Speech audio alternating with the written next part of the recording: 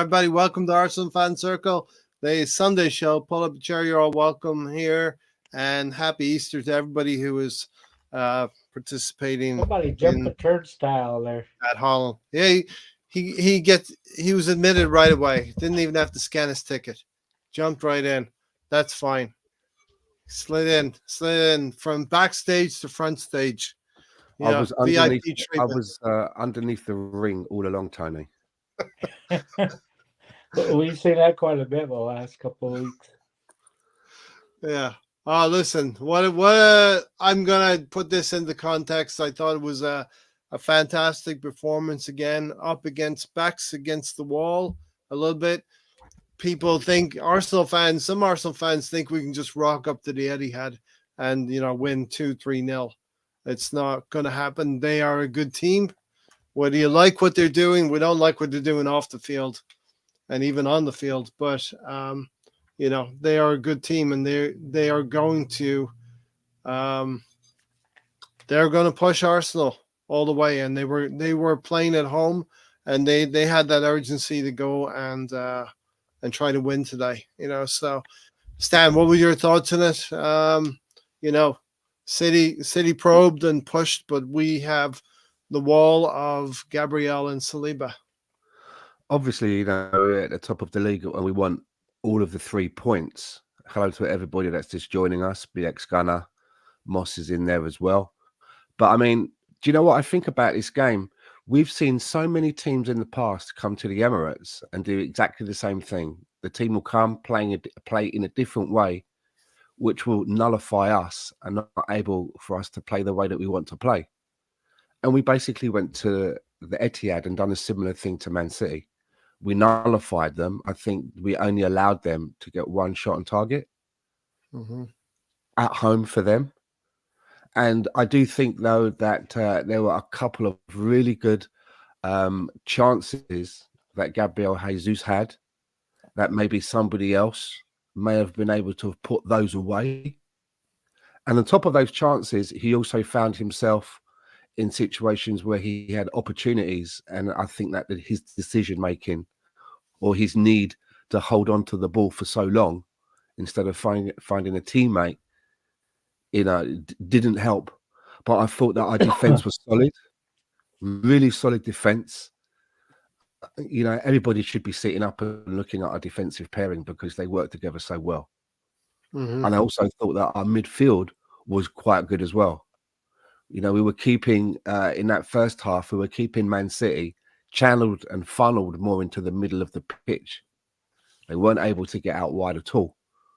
The only problem for us is that when we got into the final third, I thought that we looked a little bit toothless at times. Yep. Saka wasn't able to really get himself much into the game. Havertz, he's good for a little bit of shithousery. He did try to put himself about. Jesus was over there on the left. And as I say, what I said about him before, his decision-making. In hindsight, perhaps we could have started somebody else instead of Jesus. And, we can perhaps say that he's been out for a while and he's had a bad knee. Yeah. But in truth, even when he's fit and ready to go, you get a similar performance, don't you? Yeah. The performance. And we talked about this. Right? We talked about this on Thursday night, didn't we, Stan? Yeah. The possibility of having Jesus out there. But I would like to round off by saying at the end of the day, we come away with a very valuable point. And the fact that we were able to do to Man City what other teams have done to us and therefore nullify them a bit, I think it shows that we're learning and growing up as a team. Oh, yeah, 100%. We're learning and growing up as a team. And now, Tony, we've taken 4 points from a Liverpool team in the last 2 seasons who find themselves top of the league as a result of this draw. We've beaten Liverpool at home. We've drawn at Anfield. And now today, we've represented another step in the growth of this team, and Mikel Arteta taking this team to a Man City side who we were finally able to beat them at the Emirates in October. And now we've taken the ultimate step of going to Manchester City and getting a draw there, not winning, but getting a draw, Tony.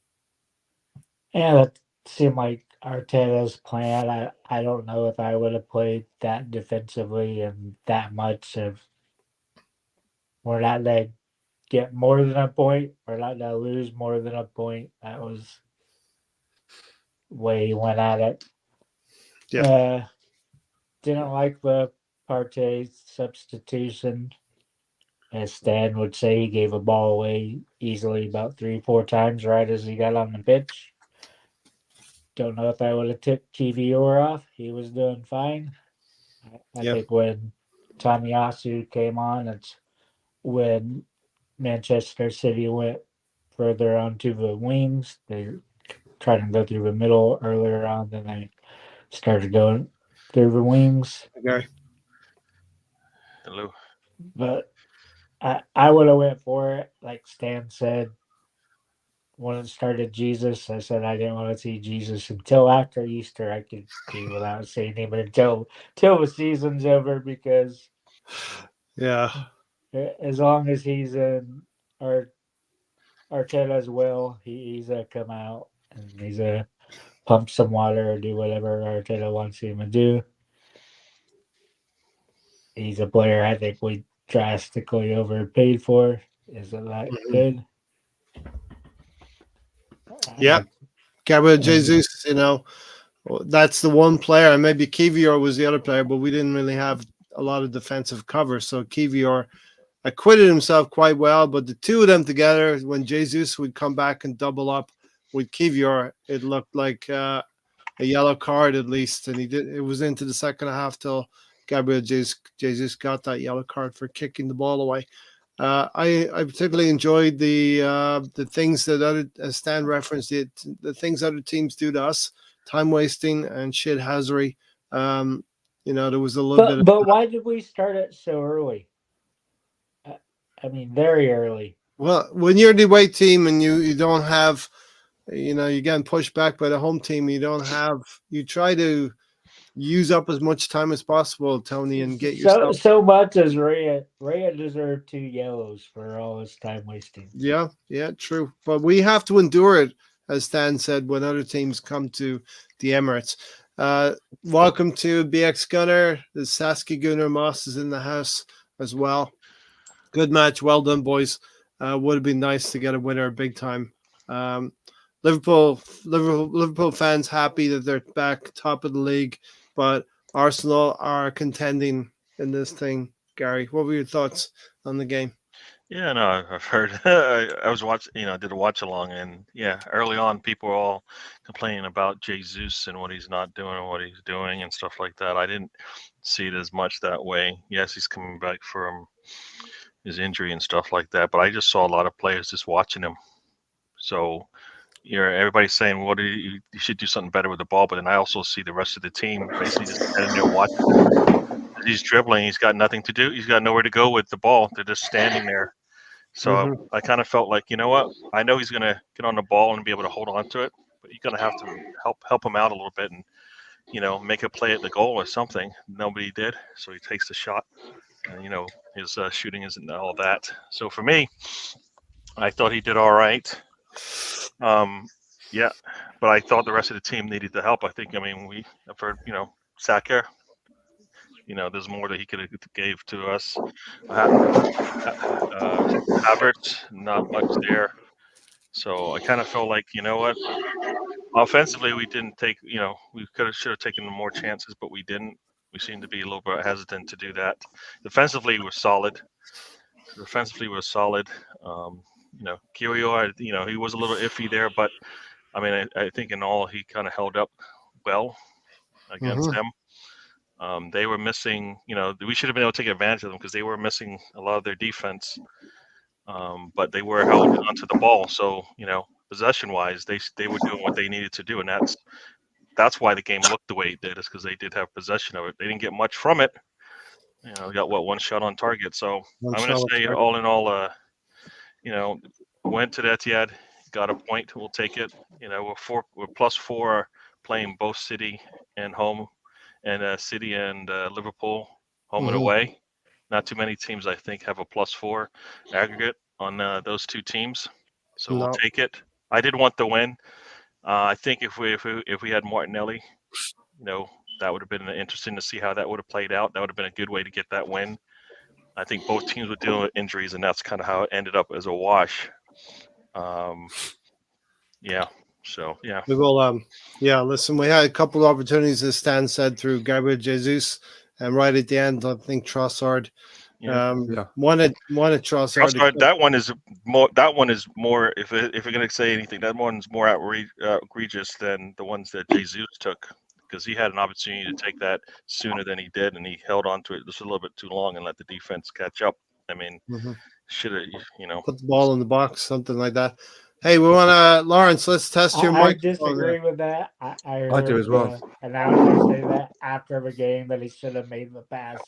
They were closing in on him. No, I think he should have taken a shot. Is what I think. He should have taken that shot earlier. Is what I said. What I'm saying. He did in the end. He did. No, he should have taken it sooner. Sooner, okay. The ball got deflected, right? Because he waited too long. I don't know. I'm talking about the one near the end in the 77 minutes, something like that. Yeah, Trossard, yeah. 85th minute, Trossard. Yep. All right, Alonso, what's your thoughts on the game, Alonso?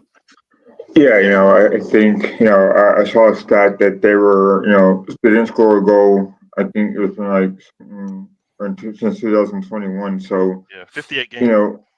I took the draw over loss any day, especially at the Etihad. So we got to think about the positives. So, I wanted to win. I thought that, City were just too good as far as being possession wise. I think they were set up to attack more than Arsenal were.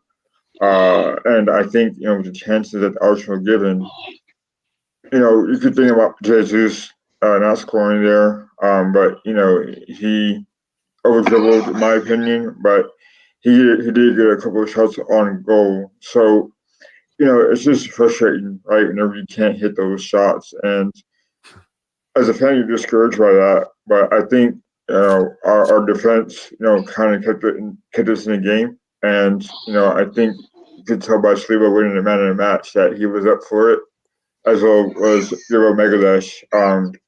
And our fullbacks did a good job as well. Or as Tony would say, our wingbacks. But that being said, I think that we're on the right track of competing for a title. Of course, we had those fans that would say otherwise, but people don't realize how hard it is to win there. So, we gotta appreciate this draw, and move forward to Luton Town. So, it's a point, in my opinion, it's a point gained, and we gotta appreciate that. Yeah, I think City, as Gary mentioned, 57 games had been at home scoring, and that record's been broken by Arsenal today. And also, I think it was 25 games unbeaten, City at home for the last. They've won 22 and drew 3 of those now, Arsenal. And as Moss said here, City, we shut City out twice now in this league season. I don't think I'd say it. Question for Gary and Stan and everyone else. Would you guys accept a draw at the Etihad? Yeah. Before the game, I would have taken a draw, honestly. Yeah. Yeah. Nope.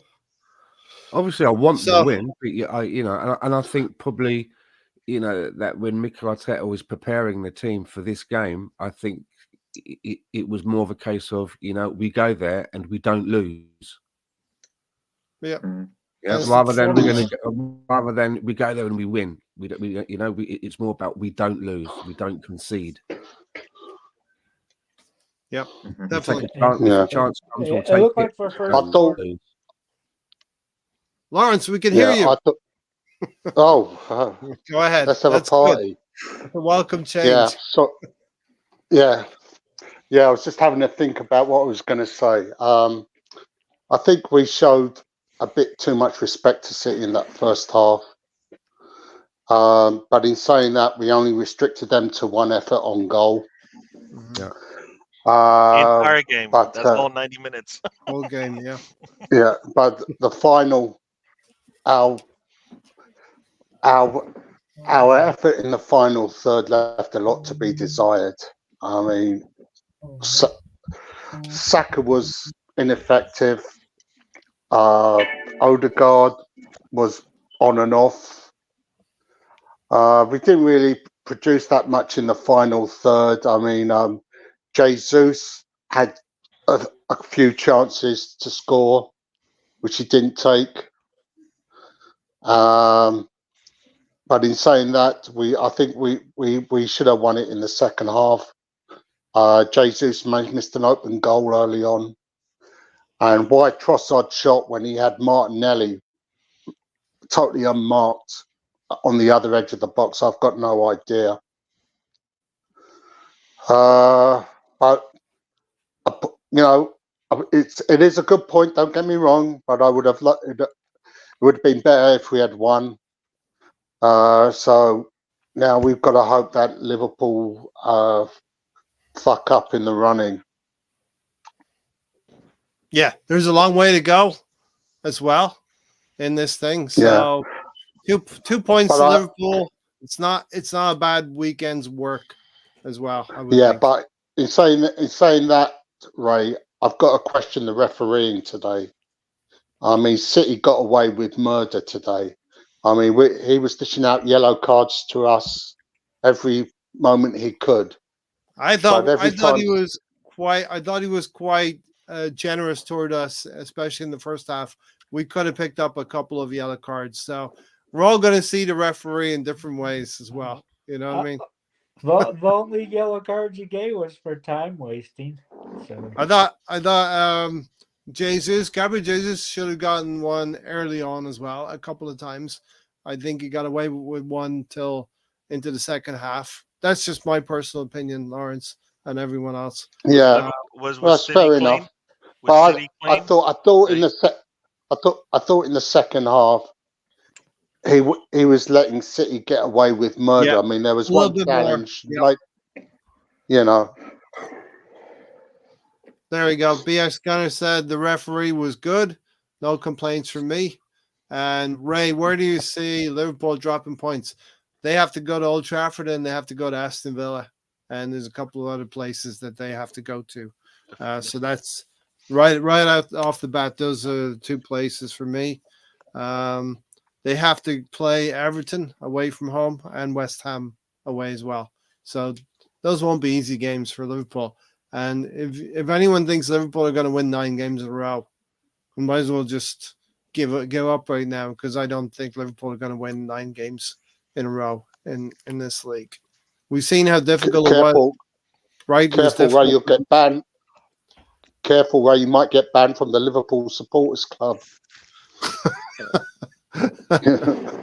You know, that's fine. That's fine. I'll get banned from the Liverpool Supporters Club.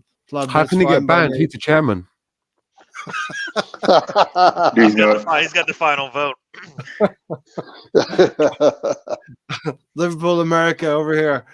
We can only hope Liverpool will drop points, but that doesn't look likely. LOL. Tybe, they're not going to win every game.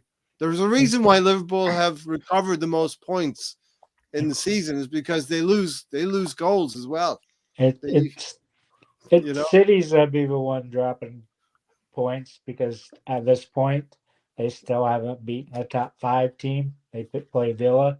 Correct. That's gonna be lucky for them to get any points out of that. Yeah. But it's definitely Liverpool's title to lose. City are going to be more focused on. You're not going to see us getting 4 or 5 goals anymore, because Arteta's got who's resurrected on Jesus. It's Jesus is back, right? Come on. You thought we're going to score more than 1 goal today? Jesus You think we would have scored more than 1 goal today? Yes. Right. More than 1. Okay. Going to Man City, scoring more than 1, that would have been tough. I don't know who did, but pre-team assessment, Martinelli's always had as a sore on his foot. It's no injury. It's a sore. You've seen Saka. Saka obviously was not fit, ready to go. You could have played Martinelli over there. I want to play Jesus on the left. Then you had Kai. Kai didn't do a damn thing the whole fucking match, besides try to do his dark arts, which didn't work. I mean, it's So, easy yeah. to say that a player's not fit and ready to go, but sometimes they just have bad games. Sometimes they're just not able to get into the game. Sometimes Who the we talking about? tactics, the I think tactics on the Martinelli. other side Yeah, nullifies that player and enables them to, do what I they just easily don't can. think Saka was. yeah. I mean, he Once didn't go again, on we're not international duty, did playing he? the trouble holding team. It's not like they have not gone through this before, Yeah, Quadruple, they're not bumped. right? quadruple. Trouble, You missed huh? that a ruple. Oh, there's a quadruple, whatever. They're doing a lot. So, um, yeah. No, I think they're where they are because they can handle these types of games even without some of their top players. Hmm. So, Yeah. yeah. Steven said tight second half, but we were all the better. We were the better all to play for. Watch Liverpool. We are in it. What was that with Holland's ponytail getting injured? That's the first. Yeah. Liverpool fan here. To be fair, you did well to get the draw with 28% possession. I think that was by design. I think we're okay. Let them have it because they got it, but they weren't able to do too much with it, as you saw from the number of shots they I, took, where they ended up. I think we think had that's the we had first time I've seen. I think that's the first time I've seen City play where Foden was non-existent. Exactly. Mhm. We just knocked Ben him White. out of the game. Exactly. And he's a Ben talent. White. Yeah, Yeah. Foden. The link up between Foden and Haaland is a potent one, and we nullified that because Ben White played really well against Foden. Huh? Saliba and Gabriel shut down Erling Haaland as well. What did Grealish do to get Pep so angry at him? Did you see that after? Well, Pep, Didn't Pep follow is his so- He instructions. gave I him a think it good. was. He gave him a good like 2-minute chewing out there. I don't think he was. He looked aggressive enough with the ball at his feet, and I was happy for it. But he didn't look Yeah. aggressive with the ball. I think he probably just wanted him to look. He needed to look up and either take it because they were giving him space, and I was a little concerned with that. But he did nothing with it. Grealish and Doku coming in after 60 minutes. Gary Kovacic and Foden came off. Foden was marked out of the game by Ben White, and Kovacic was not having his way in midfield. So we put some wingers on there, Grealish is coming back from fitness, maybe lacking a little bit as well.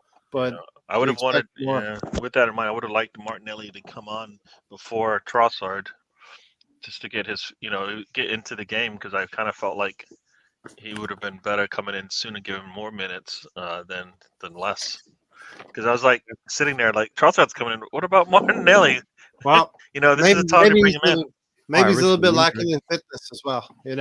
Maybe He's Trossard playing. He's playing. You need to bring him in sooner so he can get a little bit warm before he makes that can't bring run. him into a game of this If caliber, Gary. that's Martinelli making that run, we're all sitting here going, "I like what was about to happen." I don't know. You can't say Martinelli would have done better. If that was runs and if that was gets stepped on the Martinelli left making that side run, all the time, we'd all Gary. be happy about it for sure. We would. I think Gary, everybody how on the many- panel would be like, "Thank you." Well, Gary, I'll I ask Ray think this you are question. minimizing his injury, Gary. Ray. Yeah. How many times have you seen Martinelli run down the left side, full open field, and he just fucking dribbles it out of the back of it? Exactly. I mean, I think you so agree with you're me, saying we Tony. don't need Martinelli then, because that's what he does. No, I would have started Martinelli over Saka. So then you turn around and you say he's going to screw it up anyway. So which one do you want?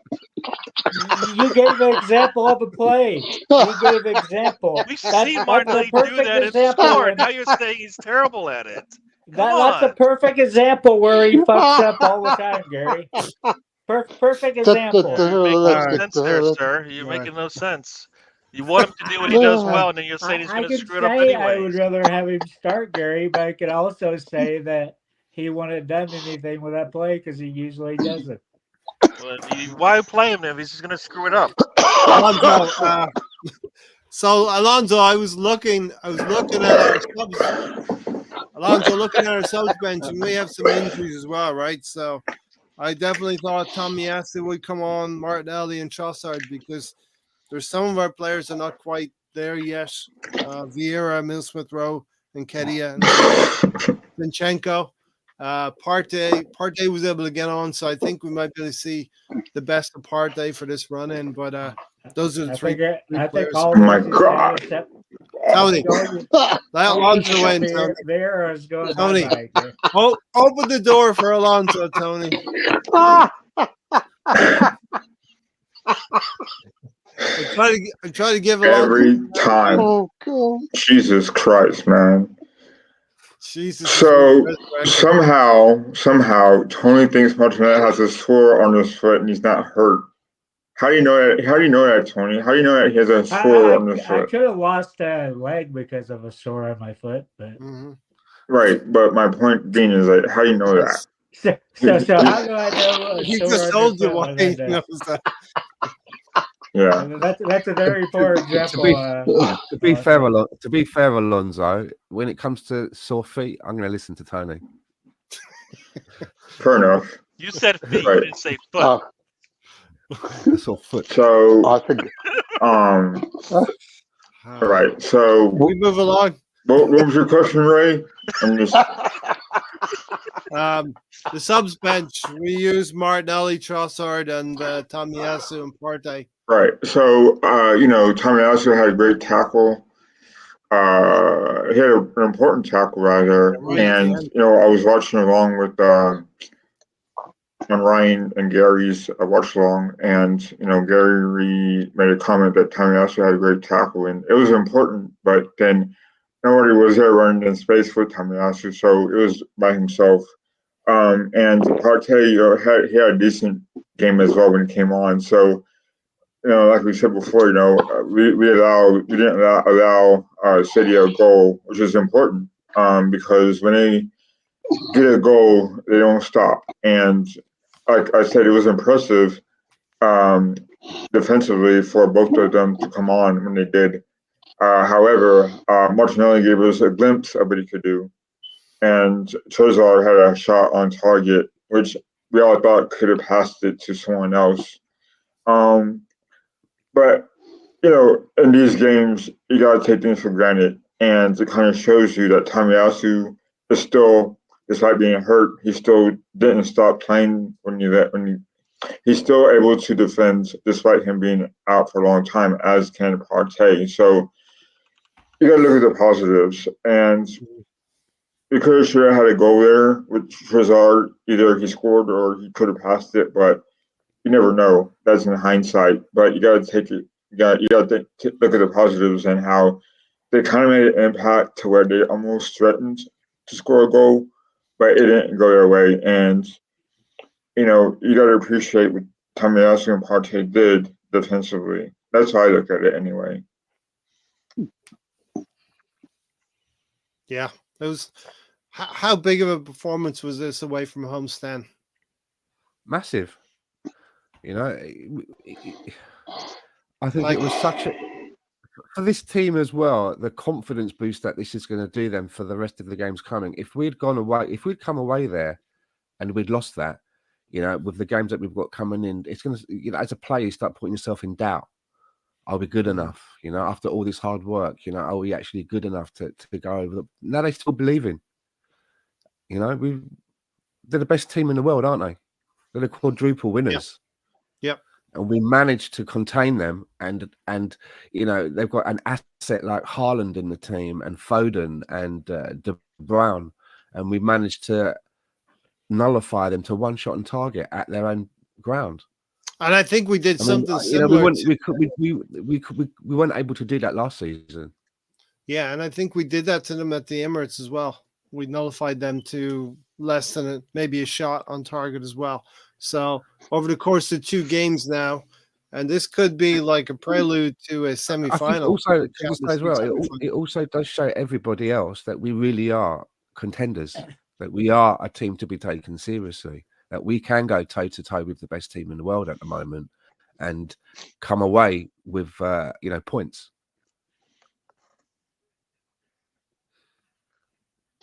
I thought it was the game was similar to the one at the Emirates myself. It was very scrappy.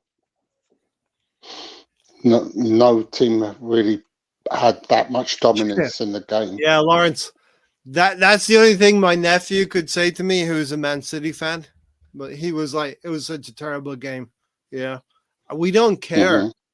I don't care if the next 9 games are the most boring games ever, but if we win each and every of those 9 games and Liverpool drop points, we're going to be champions for the first time in 20 years. We're going to win the Premier League for the first time since 2004. We do have that goal difference as well in our back pocket. As Tony's finally converted me to goal difference being a thing. Tony. It only took me 4 years, so I'm not a very good lawyer. No, Gary, how important will that goal difference be now? Because each and every game is going to be like cup final. I don't see any teams really blowing a team away 3 or 4-0. You know what I mean? No. I mean, we say that, but we'll see. We'll see how this thing plays out. Because I mean, we're talking about the only way we will be able to see it through, see out the rest of the season is if we're able to have games that we are blowing out, so we can rest players. I mean, coming up next, we've got we've got 2, a game on Tuesday and a game on Saturday. When does Jorginho play? And do we give him a game where we blow out? So I think we're going to have to blow out some games if we're talking about our depth. Until Partey is back 100%. It's just Jorginho and Rice splitting parts there. So Jorginho Rice, yeah. Partey. So, Partey came on what minute did Partey come on? Looking at my notes here. It was after, it's probably the 80th minute because I think it was the 65th minute. Oh, he came in earlier? Oh, yeah, 65th minute. Oh, that's right. That's right. He came in, okay. 30 minutes. 30 minutes is a decent amount of time for a performance to come back. Partey to come back and help us in these last. I didn't think he looked good. He gave a ball away immediately. Yeah, but it's his first game back in such a long time, Tony. I don't know. I mean, we're asking him to come in and play City as if he's healthy, and we know he's not. So any minutes he gets is going to be a positive. Is he look right? Not yet. He needs more time, but he's not going to get it unless he's playing. I thought both those substitutions were weird ones because we weren't struggling on defense. Well, Jorginho, you have to manage his minutes. He cannot play 90 minutes every match. So he's actually doing what he needs to do to see out this season. Because Jorginho isn't going to be a 90-minute player for us if we want him to play in every most of the games from here on out. I mean, if you said that Arsenal would be able to go 0-0 at the Etihad, but then also have a 31 and 4 goal kind of streak going on, 33 and 4, yeah, 33 and 4, right? Yep. Going into the season, I don't even know, if that's a thought we would have all had, but we're there, we're doing it, right? We've given up 2 goals to Liverpool and City, and we've played them 4 times. I think that's pretty good. No team has done that, right? So yeah, I think most teams are probably, you just look at it that way. I think we're doing what we need to, and we're talking about managing and seeing out this season. We're doing it the right way, all right? And like I told you, everybody will have to play a part. Jesus will have to play a part. Partey will have to play a part. Tomiyasu and Zinchenko will have to play a part, all right? If we're going to get through this season, we cannot do it with just starting 11. It's not going to happen. I think we're going to need depth, and we're going to have to use it when they get healthy, and they are getting healthy, right? So I think Steven said Arsenal versus City, it's advantage Arsenal. We just have to wait for the Liverpool flop against Menure. Listen, I know there's a Liverpool fan in here, Nigel, but I think what's important is to look at City. City have been the benchmark. City have been the benchmark for the last many years. And if you stay with City or stay a point ahead of City with goal difference in hand, you're definitely a contender in this Premier League. I'm in the doghouse. This has caught me smoking in the house. Okay. I can't say that out loud. Hey, it's live. It's live on it. It's out in the interweb. Everybody can see it now. I won't bring up the comment though, Stan. How about that? All right. Yeah. Hey, you already Ray, said it. You already I have a question, Ray. I have a question for Ray. Yep. So, how long will it take for Tony to convince you that we play three at the back? How long will it take for me to give in to what? To Tony convincing you that Arsenal play three at the back? Never. That'll never happen. Tony comes up with some good ones, and like there's a couple that I'm gonna hold off on. No, he's talking about that we actually play with a back three No, and we back don't. two, No, which we we don't. do. No, we do not. Yes. You have to convince me otherwise, Tomorrow, if Tony. you're on with Spencer, ask Which Spencer. I don't. I don't want to be on Because tomorrow. Spencer No, thank you. watches. They I show had the to work games. tomorrow, Tony. I have better things to do than be on tomorrow. They Sorry, show sorry, the Gary. games. They show the games from So higher I up, so where I you get can see punished. the whole pitch. He just said it. He I'm just being said at it. work tomorrow, How Tony, so I important? won't be on tomorrow. Sorry. How important was it for us to hold on in the first 20 minutes? I thought Man City came at us in the first 15, 20 minutes. I'll throw that out to anyone, all five of you there. Yeah, I thought it was Yeah. very organised. You could see that there was a lot of marshalling, a lot of players pointing at spaces for other people to go into, which I like to see that. You know, everybody was full concentration. And Erdegaard trying to lead the press as well in the second half. We came out, I thought in the second half, we came out with a renewed sense of trying to press them higher up the field and force them into mistakes, which we did do in the second half for a little bit.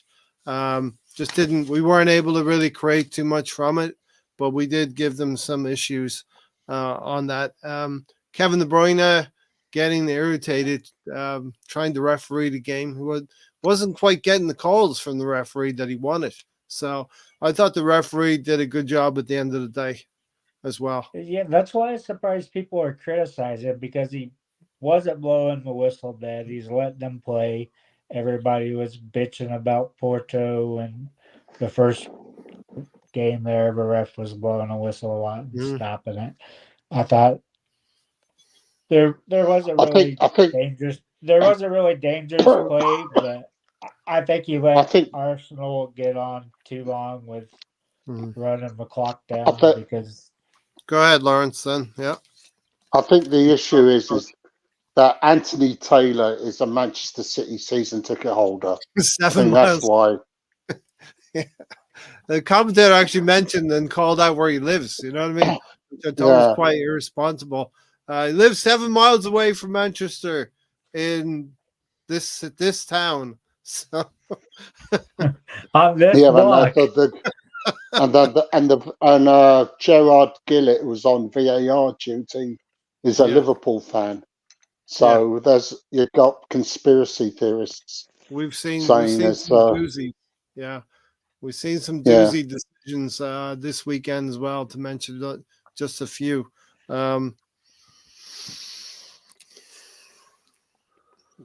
What else have we got going on here? Oh, yeah, the 24th minute. I know I'm jumping around a lot, but this was a performance to maybe we're all gonna watch this game back again and understand more about what Arsenal did.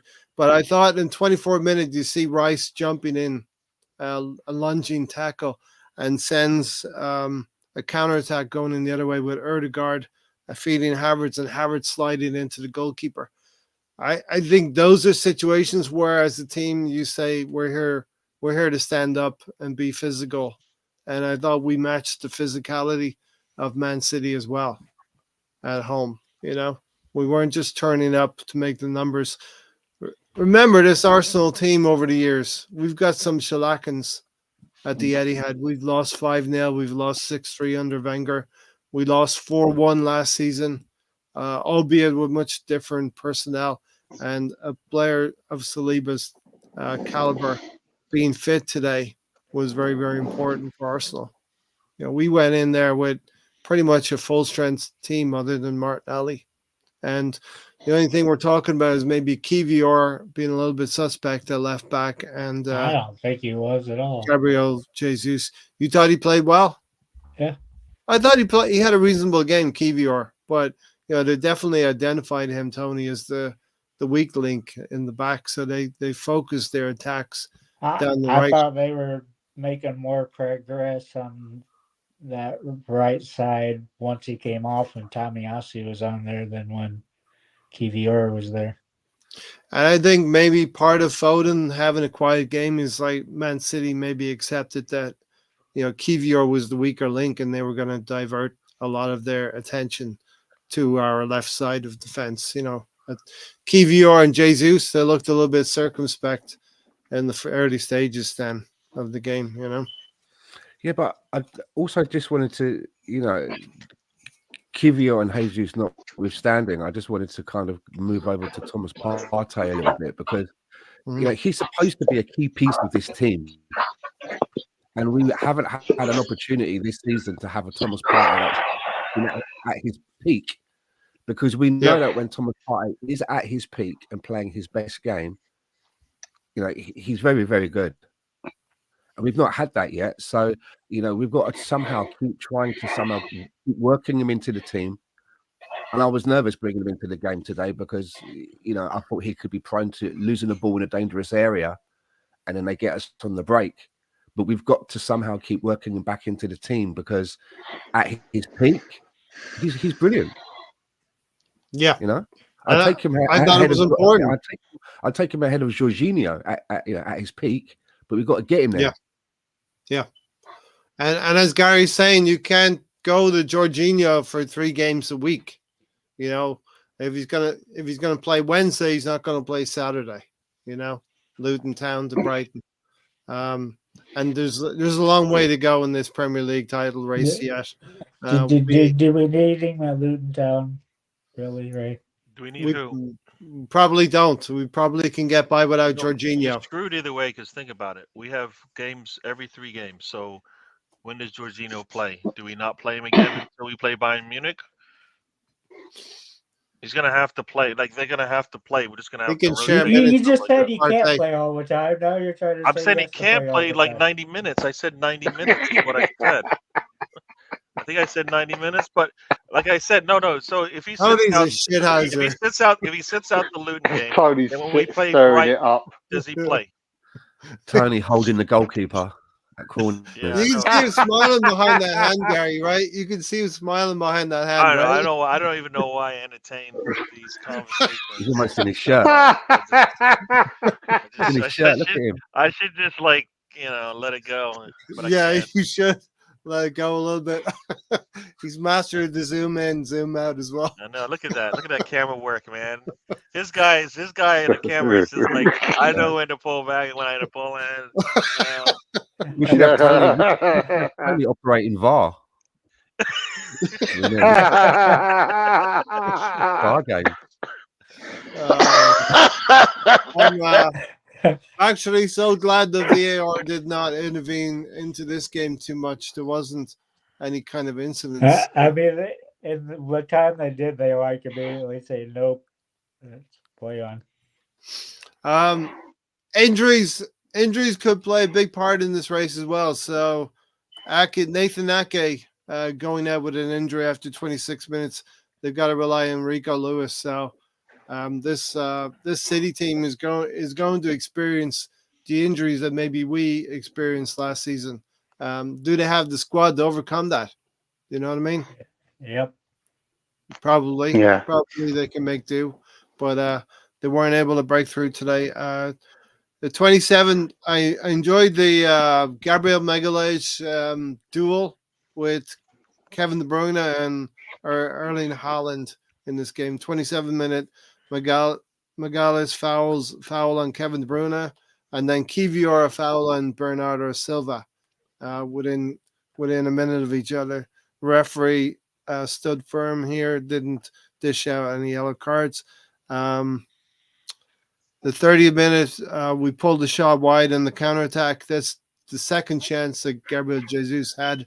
So Gabriel Jesus had 2 decent chances in this game. That's what I didn't get about Gary. Gary's like, he needs to involve other players and stuff. I thought there was all 3 of those shots were clear chances that anybody else would have buried. But that he engineered himself as well, though, right? I was just going by the last time I saw him, because when the last thing I saw it was him dribbling on the 18, and then 3 players sitting off the 18, not moving and just watching him dribble.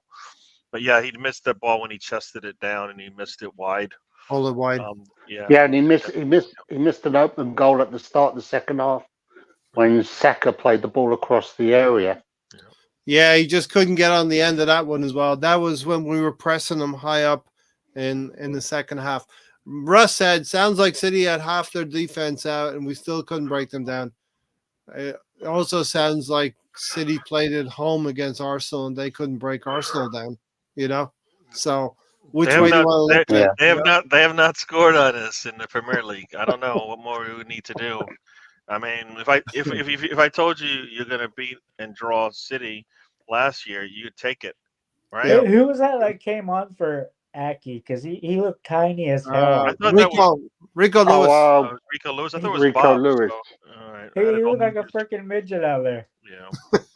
Yeah. Nigel said City may be docked points due to cheating. Also, not sure if they would have to hand back trophies. There's definitely going to be a huge asterisk. That's not going to be done until October. Yeah, it's not going to happen straight away till the autumn. Yeah. So for now, we're going to fight them on the field. We're not holding out hope that somebody's going to lose points to help us. So let's just go and get the wins. So how long does it take to investigate something? This is as long as we keep talking about it, a long time. All right. It's going on a year or so. They want us to stop talking about it so they can just shut it down. The man makes a good point, but we need to move on, Tony. You make a good point, but we need to move on. 37-minute. I like the foul Declan Rice had on Erling Haaland in 37 minutes. Put his legs, pulling him back. He got the wrong side of Haaland. Haaland grabbed him. Yeah, but also Rice puts his leg. After that, yes. Yeah. I thought it should have been a yellow card on. I think that's all's fair, love and war. I think that went back and forth, and the same thing happened earlier. You don't think I should have been a yellow, Ray? That's not a yellow. Come on, stop it. I think it could have been a yellow. I thought the referee let the team play, let the players play. Yeah. So we go in at halftime, Gary, with 27% possession. Yep. You know. Yeah, and I mean they controlled the game, they controlled the ball, and we were okay to let them do that. We're okay to let them do it. They didn't get. I don't know how threatened we felt as a fan base when they had the ball. They didn't do as much as they. In most games when they have 70% possession, you would think you're concerned, but they weren't as threatening as they have been in many games. Can I ask a question? Yeah. Right. Yeah. Before the match, Arteta and Overgod both said that we were going to have a go at City. Do you honestly believe that we did have a go at City? Nope. I mean, there's ways to have a go. It's when the opportunity arises, you take your chances and attack. And we had a few situations where we could have attacked. But do you leave yourself exposed at the back at the risk of losing a game like this? I don't know.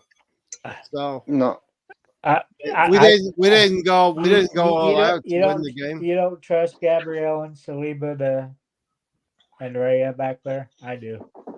I think we should have attacked.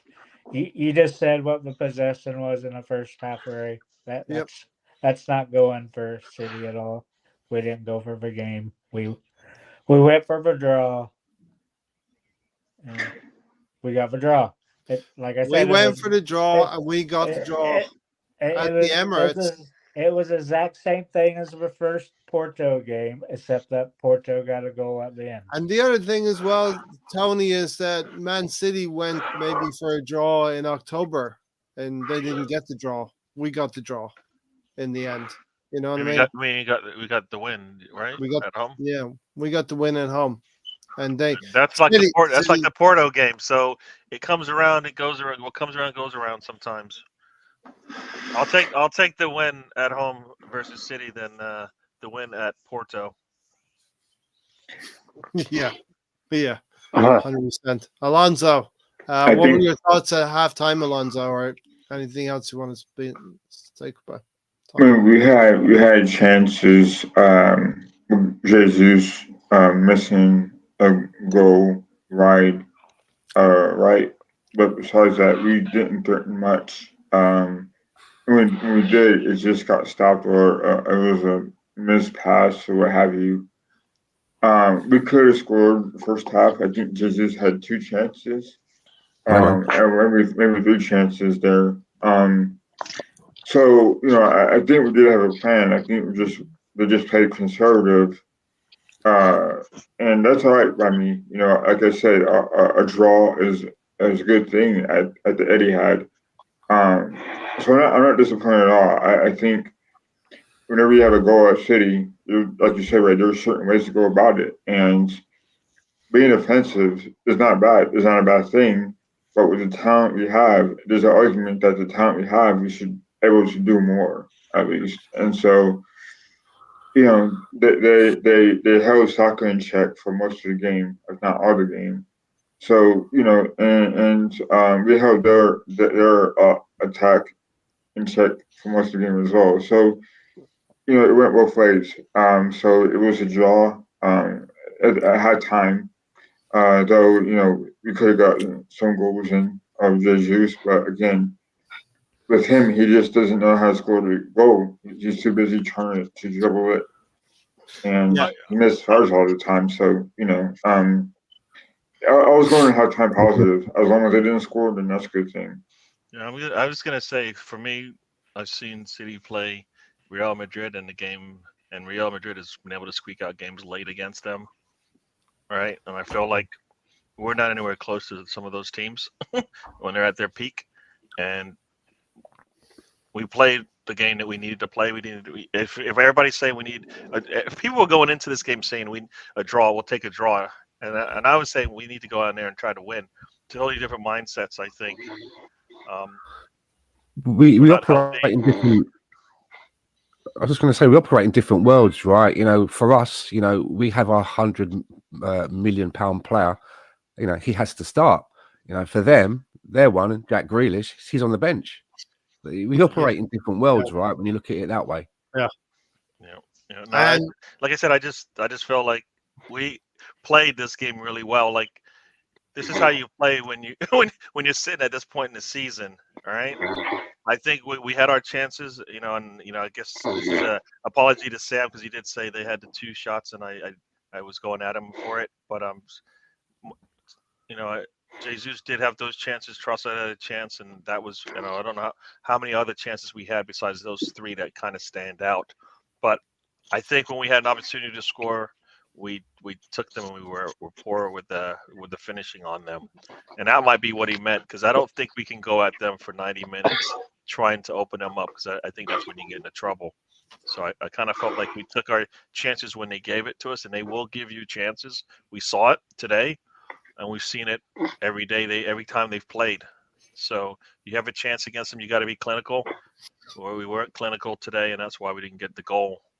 But I think they didn't get anything either, and we wouldn't have been able to lean on our defense now for a second year in a row now, and the defense is even better now because it's deeper now, right? And again, Kirill playing a left back isn't something we thought of last season, all right? But it's working, and we're not missing a beat.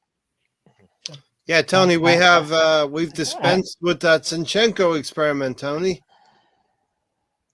What about him? We have dispensed with the Zinchenko experiment at left back, and in order to be successful and keep our record pretty clean for these next 9 or 10 games, we can't go back to Zinchenko playing at the left back.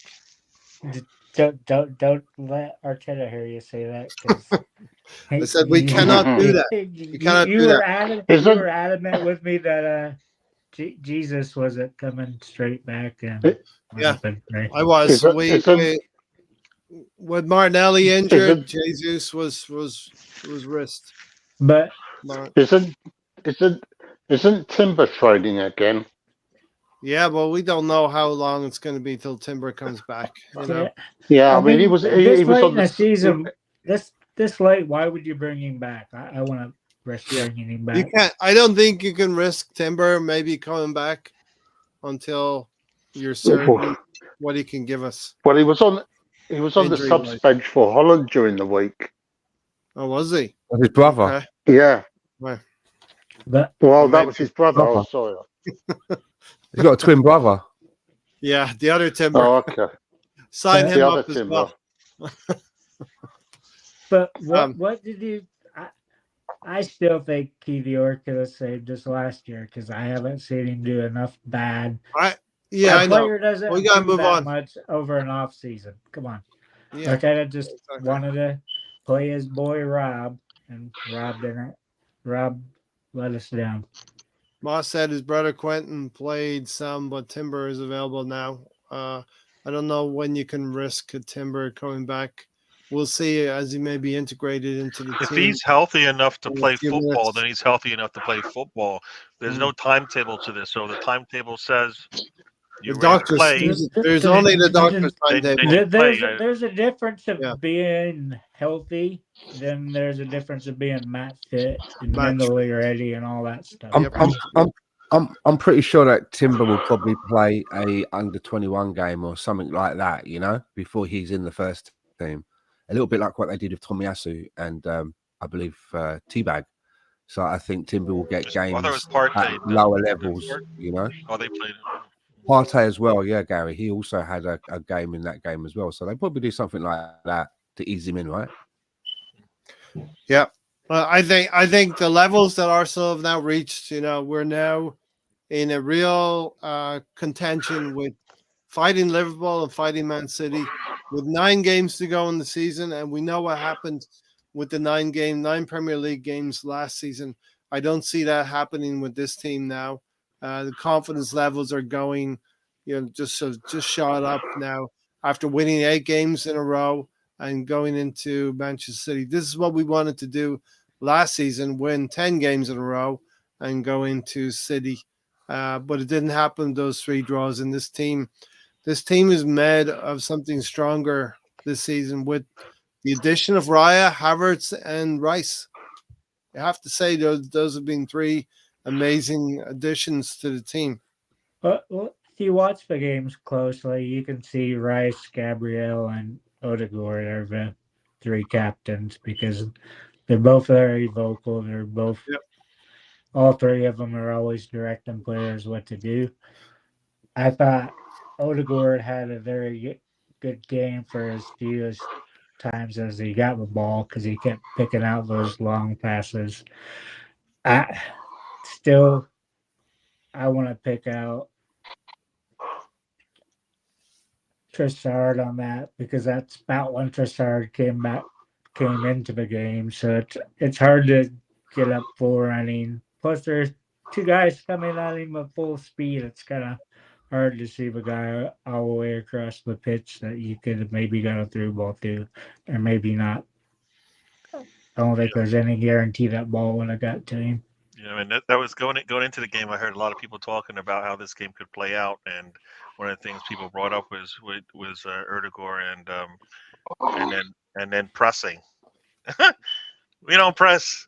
We didn't press today, not like we've done in the past. We did in the second half. Not as much as we did in the past. No. You know, so I it's not that type of game to try to test that out because we know they've got, you know, KDB and Haaland that can, you know, punish you if you do. But why don't you do that?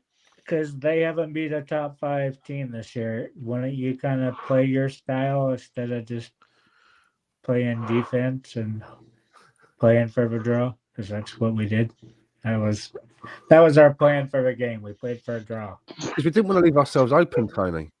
You know, we're at the Etihad. But you have Gary saying you have to go win every game. Every game matters. Right? Tony, this is Manchester City. Happy that we played for a draw. When you go up against the best team in the world, you've got to give them a little bit of respect. It's like, you know, if you're a new kid that's just out of the gym and you're going in the ring against Muhammad Ali, you know, you're going to have to, you know, you have to be clever about it. You just can't go wading in. It's Muhammad Ali. You know, you got to change your game a little bit and try and get something out of it. You know, all you have to do with Muhammad Ali is just run in a circle like you how canny we were to come away there with a point. We didn't come away there with nothing. We came away there with a point, and we engineered that. As opposed to what? Leaving ourselves open and getting whumped like 2 like 2-3-1. Yeah, the one Well, thing what does that everybody prove? said going in, the one thing everybody said going into this game is, what can we not do?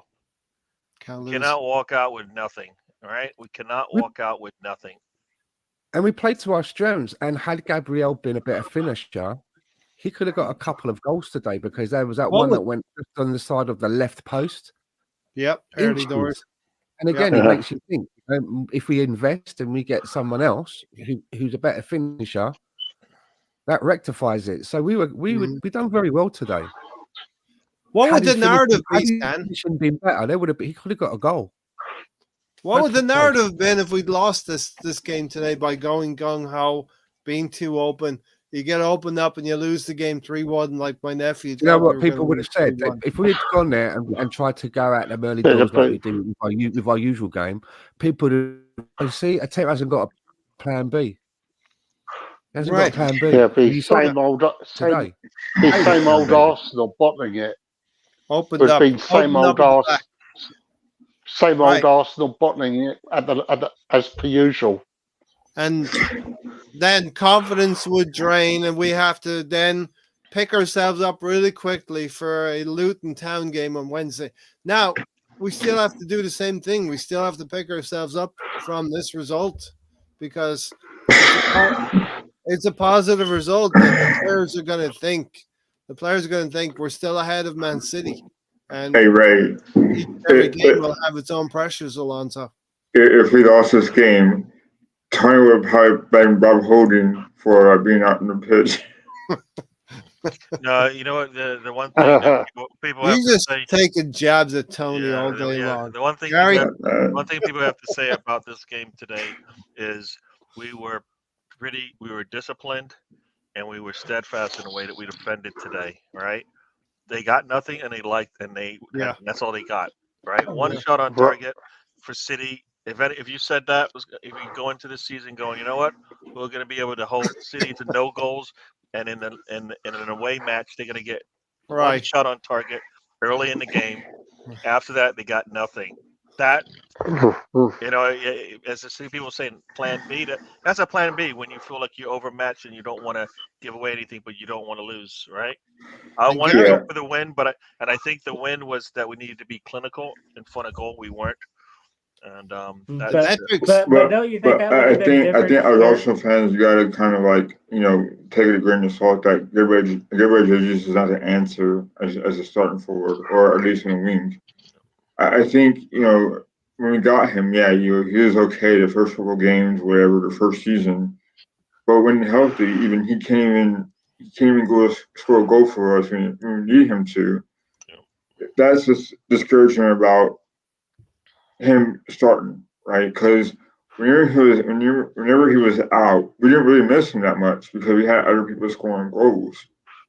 So today, the best thing we could have hoped for is Arsenal stuck with their plan by playing defensively and playing conservatively. Yeah, we wanted goals here and there to win the game, but let's face it, it's at Etihad, and it's so hard to even get a win there. So we have to look at the positives, and maybe next time, hopefully, Jesus, when he gets to start, he'll score goals.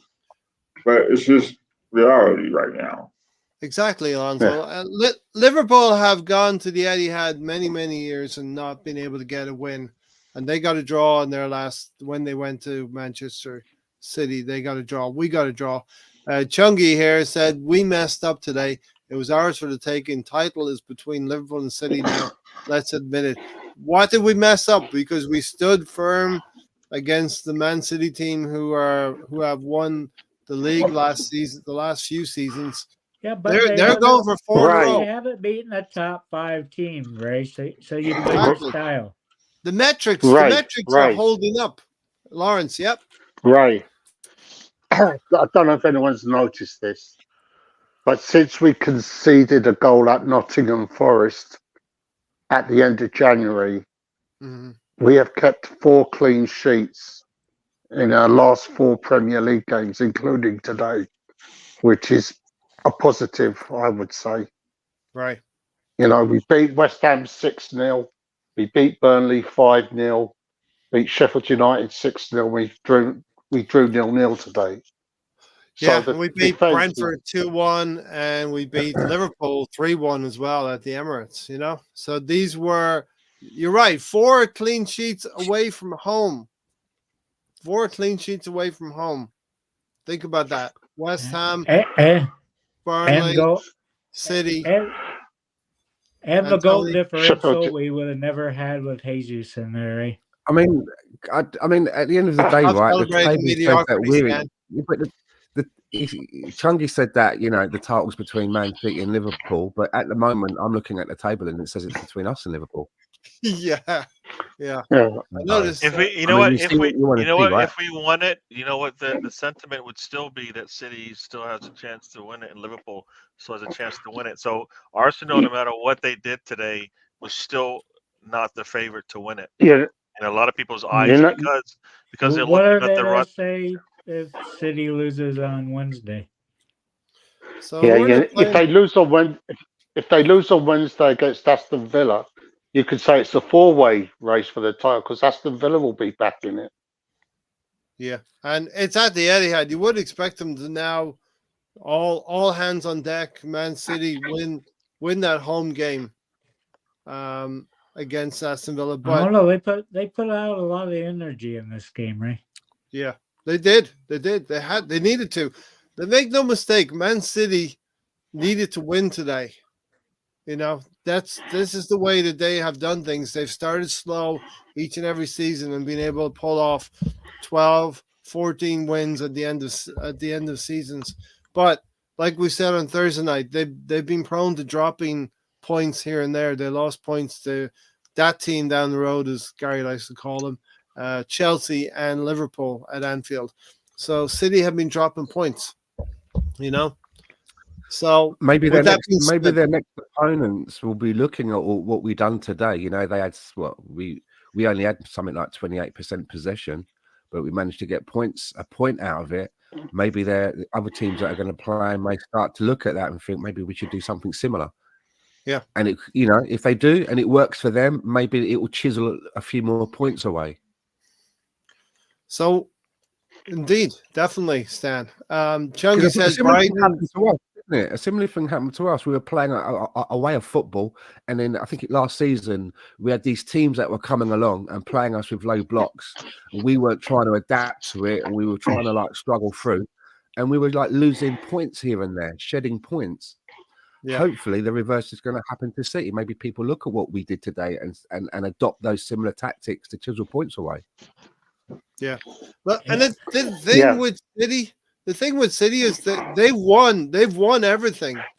And maybe as a player, you just lose a couple of percentages of where you were from last season. And that is enough with Arsenal adding Declan Rice, Havertz, Raya to their team and upgrading our quality. It's been enough to keep this title race to where it's probably going to go into the last weekend with all 3 teams involved. Yeah. You know, I mean, we're going to be without every team's run out right now. Every team, Liverpool and City, they all have games on them that you're going to go that game go against them. So I feel like we're all in the same boat right now in terms of games that can be dropped. It's just who's the better of them going forward. Yeah. But I think everybody has a chance. You know, everybody has those games that we're all playing that team. We're all playing. It's like what 4 teams we're all playing. So Wolves were playing. You know, you saw what happened today with Brighton. I mean, Liverpool. Went behind, I think it was, right? Liverpool, Danny Welbeck. That's almost.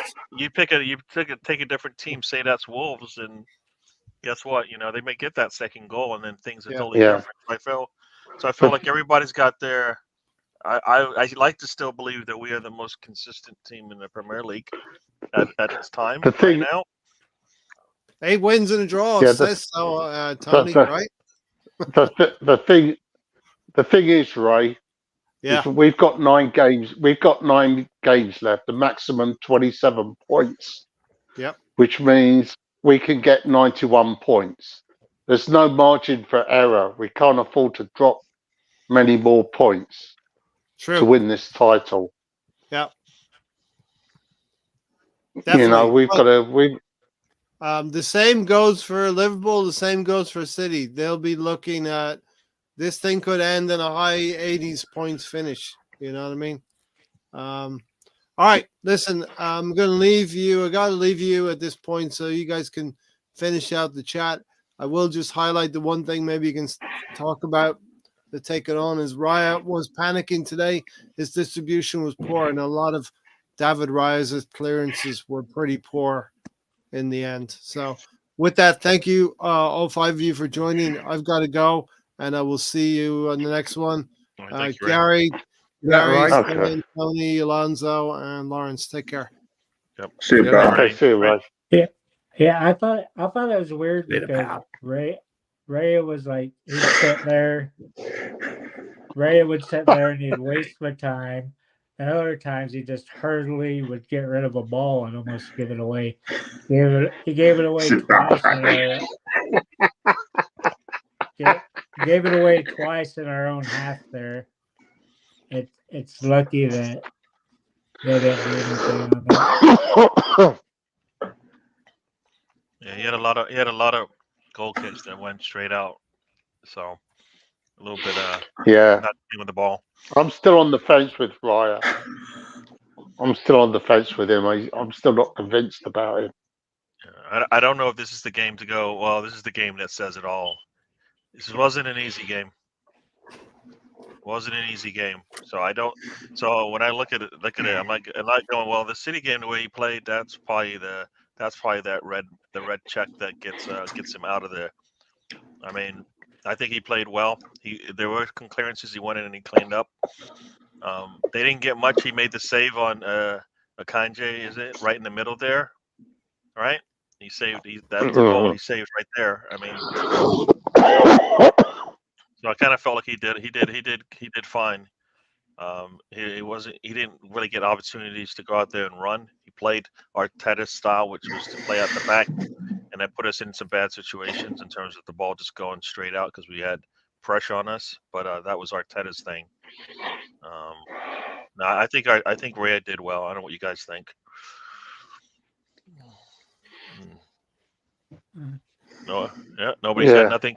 Nobody's got anything constructive to say about Rhea. Yeah, there's a couple. I just feel, Yeah, I don't know. I mean, like I said, I'm just still on the fence with Raya. I don't think Ramsdale would have done those same errors distributing the ball today. kept a clean sheet, and he's still got money in the bank for those 2 penalty saves. So I'm quite good with Rare at the minute. I get what you mean. Though. Sometimes he look a little bit nervy in his expression, but maybe that's just his way. But he kept a clean sheet. I think it's more of just this game thing. I haven't seen him nervous like that since early in the season. This was a tough game. Go ahead, Alonso. I got kind of nervous with him the few times that he fell down while trying to kick the ball out. Though it happens, I guess. I think he hasn't. I shouldn't say hasn't because they paid Porto. Like Stan said, he saved those 2 penalty kicks. So for me, this game was very important for him. Like Stan has said, he hit a clean sheet, and let's face it, City are a very talented team right now. So he may have been nervous, but I think he redeemed himself as the game got on. And fair play to him, he's. I know a lot of people favor Ramsdale, but I think Raya's kind of were on me a little bit as far as his confidence right now, as far as his confidence and so forth. But yeah, I think he hasn't been in this position in a really long time, as he ever is. So there's a difference between playing for Arsenal and playing for Brentford. And I think Arteta made the right move eventually, but it worked out. It worked itself out. So fair play to him. He got stronger as the game went on, so I don't mind that at all. I think he had a good performance today. Yep. Yeah, I hear that. I hear that. But the thing I thought was weird.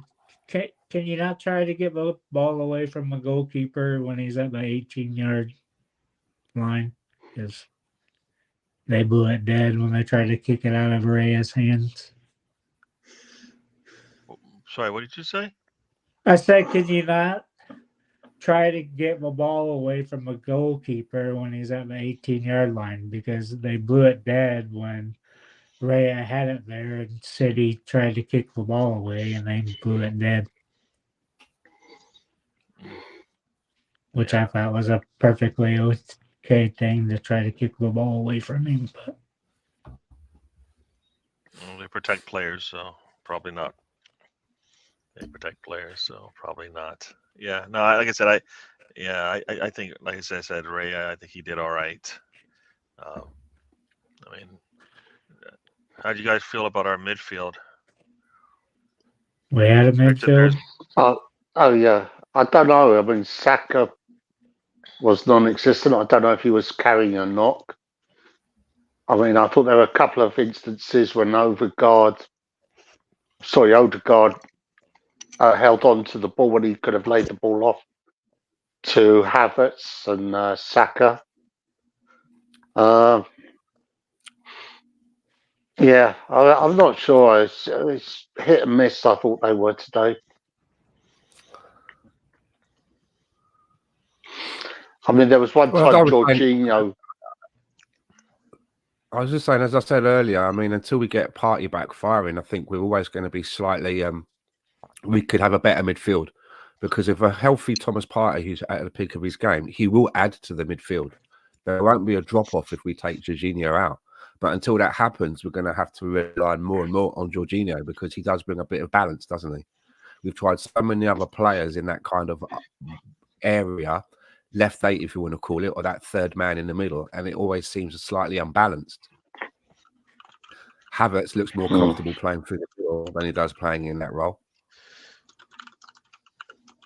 Problem is, Jorginho, as we mentioned, can't go for 3 days, allegedly, right? So we're going to have to hope that Partey, is able to get back and firing, and then there's always El Neni waiting in the wings. Yeah, Smith Rowe looked good in that role, but he's kind of like everybody else, and you can't count how many games he's gonna be with you. But well, yeah, I mean, we could always play a 4 years. with Rice Depot and ESR next to Odegaard, but it seems that the manager doesn't seem, for whatever reason, want to favour going with that option because he's had opportunities to do so, and he's, unless ESR is coming off the bench for the last 5 minutes, he doesn't really seem to be getting much of a sniff. Minus the one game that he started, but yeah, no, I mean, but he's not trusted to come in now. But Stan, how many games have we seen the peak Partey that we thought we were buying? It's like less than 15 games over the 4 years he's been with us. I mean, you don't see We that. saw him a lot last season. Stop that. Not the entire time we've seen it. He only gave us 15. Come on, Tony. Last season, the reason why we played so well is because he was healthy for a lot of it, right? A couple to a few months ago, I remember hearing a stat that Thomas Partey has only been available for just under 30% of the games that he could have played, and that was a couple of months ago. So it's probably increased, I would imagine, since then, and that's very disappointing because, as I've mentioned, it's not like he's a crap footballer and we don't need him anyway. We know what he can do when he's tip top. But being tip top for less than 30% of the games that are available, he's an afterthought.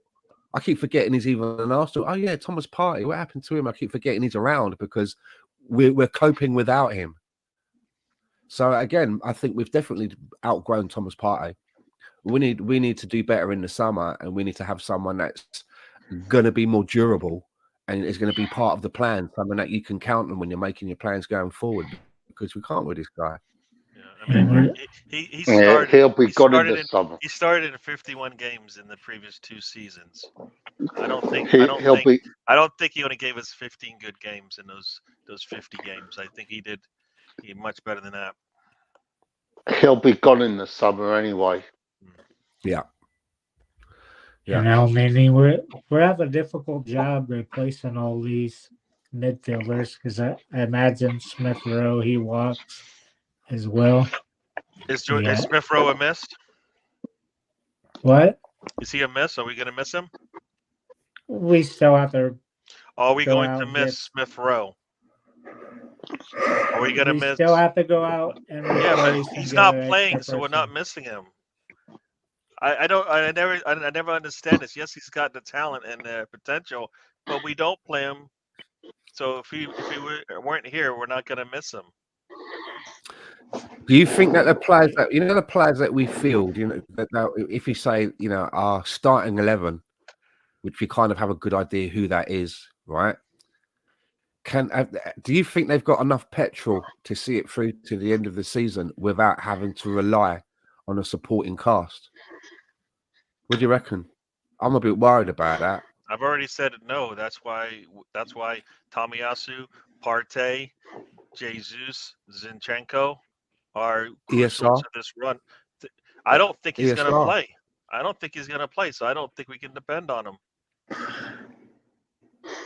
I think on Gary's show on Monday. Not even coming off the bench more, because if we have to take a main guy out and we put one of the supporting cast in, then does that not move ESR closer, if he's not that guy, to coming off the bench maybe for that? Do you know what I'm getting at? For that guy that's come in. We're going to have to count on everybody. I think we're going to need everybody, Gary. No, I think we need everybody to think about it. play a part. Jesus has been out for a while, and Emil Smith-Rowe's minutes haven't increased that much. Yeah. Like this 8-1 run that we've had, we won 8, and we've, how many minutes did he have in that? Yeah, but why is he on the bench then? If Arteta's not going to play him at all, and why is he on the bench? Because there's no one else. I mean, Arteta has players on the bench he won't play. I don't get it. If he takes him off that seat, then that has to get filled by an academy person. So he'd rather have the experience there, I suppose. Do you know what I mean? Mm-hmm. That's what it is. Yeah, it shouldn't be like that, but that seems as that's what it is. There is nobody else fighting for that seat unless it's an academy kid. He's played 115 a third goalkeeper, maybe this calendar year. 115 minutes this calendar year. And so, like I mentioned on Gary's show on Monday, that we have plenty of defenders and midfielders, but we struggle as a striker. We have Jesus, but like Tony has said, he's a winger, right? So that only leaves Havertz and Kedia up front. So we're very thin up front. We're very thin on the wing because Arteta won't play, Fabio like you said. I forget he's on the team too. And then you had Reece Nelson. So, somehow, like Gary has said, we're going to need all these players at one point to either score or make things happen, or be a playmaker. Right now, Arteta doesn't do that enough, so we're stuck with these players that just walk about on the pitch or they don't score enough. So I think there's a double-edged sword there where you're basically stuck with a starting 11. Defensively, we're good enough to have players rotate in and out, but in the wing and the structures, you don't have much because they're so inconsistent.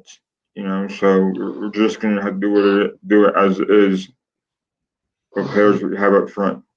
The biggest things would be Saka, because who's going to go in there and fill in for him? Well, it's also Reece Nelson. Yeah, but is he really? Right. Are you better at flipping Martinelli over there and playing Trossard? So for me, Tony, I would want Arteta to either put Trossard or Martinelli up front to see how that works, and maybe put Havertz at number 8, just to rotate players in.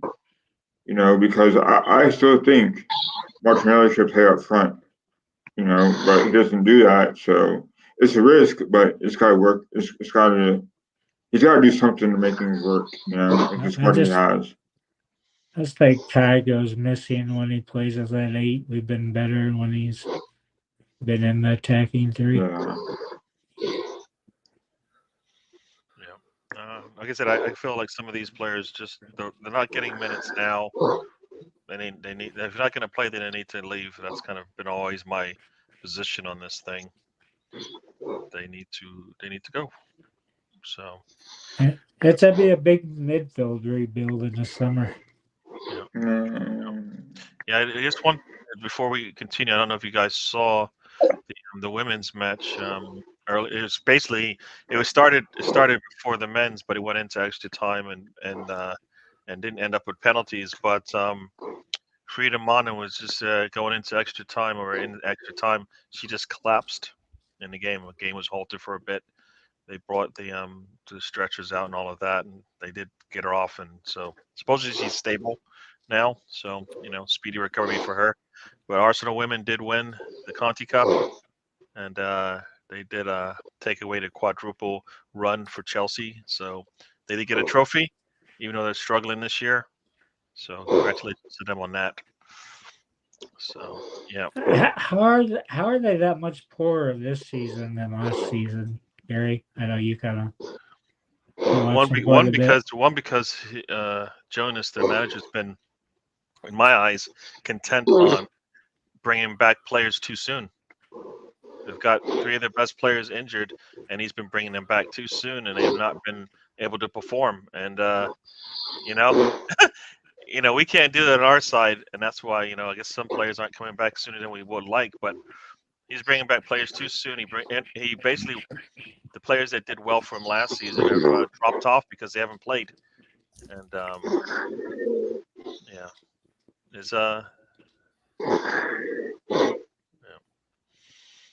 So yeah. So is Lawrence, sorry, just a second. Yeah. How you doing? Shit, I'm all right. Sorry, with us. Yeah, just about. I didn't want to say anything, embarrass you or anything, but I was just No, it's all right. I'm just taking some medication, and it's sort of knocked me for 6, so I'm okay. I hear that. Yeah, so that's how the women did. So I think it's a matter of trying to bring players back too soon, and not relying on the players that actually played well for you the previous season. And so when he brings his new players in, he basically just drops the other old players, and then they lose form. And then next thing you know, you've got an entire team of players out of form or not healthy. So that's how that went. But so it was a good day for Arsenal. We got a trophy, got a win on the road, got a draw on the road. So stay in the title hunt, as we've seen. So anybody else have anything else on the game? Anything else that stands out? No. Like I said, I think for me, the most disappointing part of the game is those couple of opportunities that Gabriel had, that I just feel that we should be able to be capitalizing on these kind of chances, and imagine if we, if we can play that way against City and keep them contained in the way that we did, because in that first half, you really kept them away from their wings and had them sort of like hemmed in the middle of the pitch. And then we got those couple of chances. And if we had someone that could put those away, it just shows you that piece that I think is missing. He's getting himself into the positions. Yeah, you've got to be in that position to have the shot, right? And I think it was that first one that just went past the post. I was so, like, when I was watching, I was so furious, like, not again.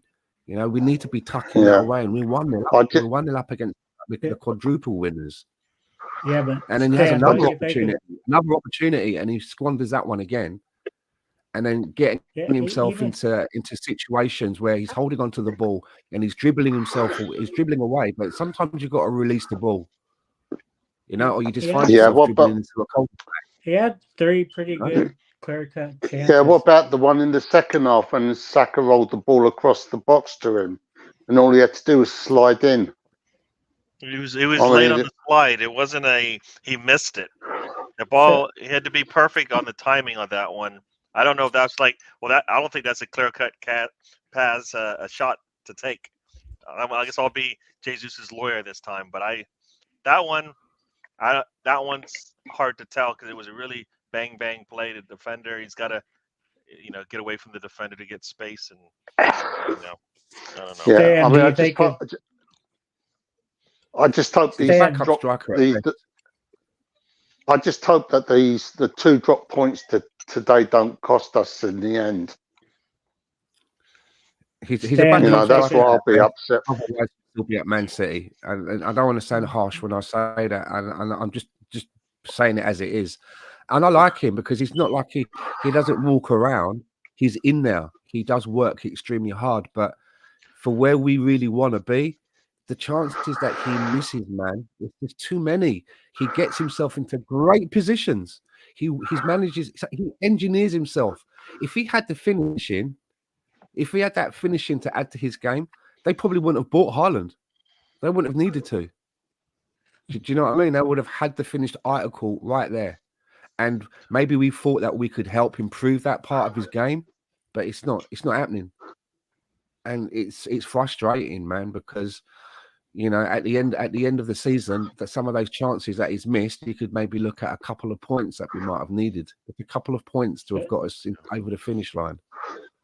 Just remember we lost to Villa, West Ham, and Fulham as well. So we dropped 2 points today, according to some, but we dropped all the points against Villa, West Ham, and Fulham. So I think Newcastle. So I think and Newcastle.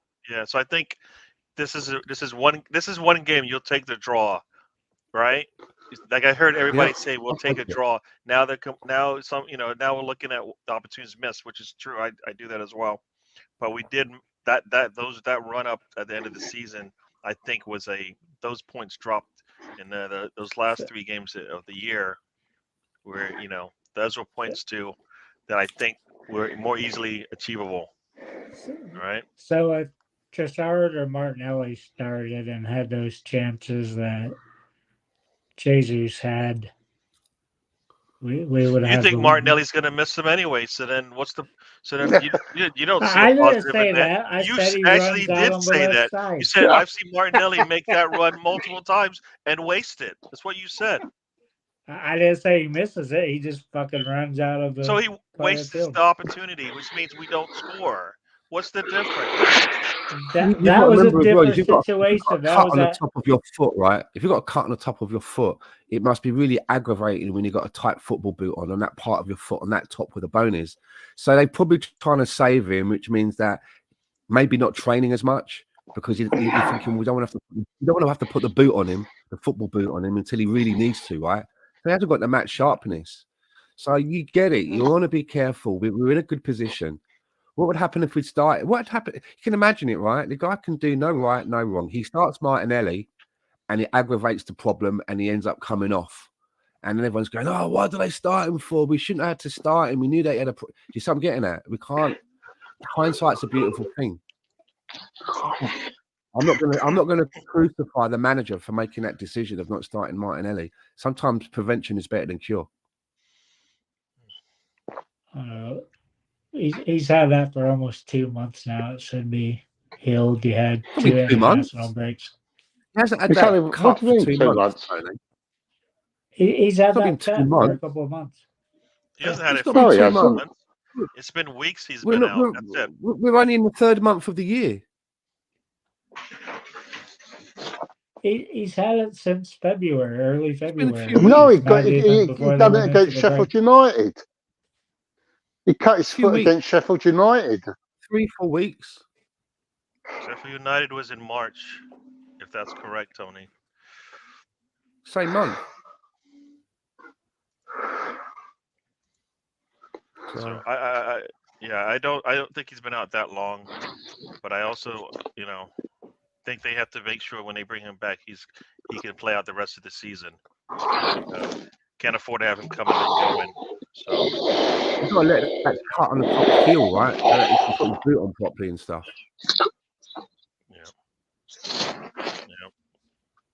No, I think. Let's see. I'll take a look at it. Let's see what it says here. So he has been out. He has missed 1 game. 1 game in the Premier League. Martinelli. Yeah, he missed. I think he's missed the 2 games in the. Oh no, he actually played. He played in the first leg against Porto, so he's missed 1 game. So Tony, talk to me. Tell me what's going on with our bringing him back. Yeah, so I think it's been enough time.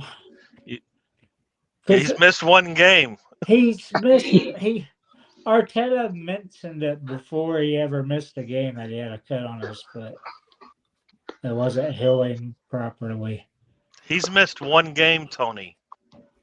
And now he's got to get back healthy again. We had a 3-week period where we didn't play any football. It was probably a risk bringing him on today, as it was.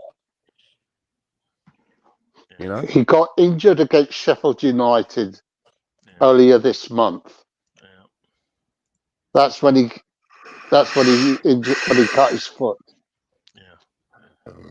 No, he's been out for a while, but so the team hasn't played in most of that time along with him. So it's not like he's been the only one out. Everybody else has been sitting around waiting for football to play as well. I mean, I think we brought about Russ. We did bring it. I mean, I think I brought this up. We didn't really have much of a counterattack. I don't know if we had that many opportunities to counterattack today. But the one time we did, it was Trossard. I saw a few people online really digging out Martin Odegaard's performance today. One was, and I'm paraphrasing, one that I remembered in particular, and I was like, really? And it was something like, call yourself a captain. Did anybody else see him just then pull out of some sort of a tackle or blah, blah, blah? He's hiding. What a waste. What a fraud. And really hammering the captain of our team. And I'm like, you know, we're fighting for the league, the Premier League. You know, we're into the quarterfinals of the Champions League, and you're digging out our captain who's had, you know, 6 goals and 6 assists so far in the league. That's 12 goal involvements in like 25 games or whatever. I mean, what does it take to make some people happy, to enjoy the position that we're in? Did they not see like the 2 through balls? There are some people that have supported their team since, you know, for 50 years, and they've never seen their team get more than maybe like 8th place in the league, if that. I mean, did they not see us? We're in a great position right now. We're in a great position, and even if we don't win the league this season, we are showing that we can go toe to toe with the best team, and we'll continue to get better. The ownership is going to continue to invest. We know that. We know that we've already made 91 million just in the Champions League alone. More money is going to the team, and we will then have another go. That's how it works. Yeah, Alonso, what do you think about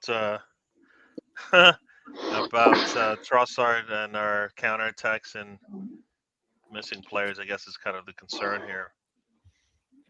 Yeah, I mean, for me, you know, it's about, you know, being, you know, I think Trossard in the beginning of the year, you know, even the Champions League, he's done pretty well for himself. I think even coming on the bench and doing all that, it's kind of pretty special at times now. Though, you know, I prefer him being starting up top. If that were the case, Gary, and or the number 8 role, because he's freer in that position. Playing on a wing, you know, you don't really have to have pace to succeed in this league. You just have to have good chemistry, and I think, you know, at times when you has started up front as a lone striker, kind of see him doing better with Saka.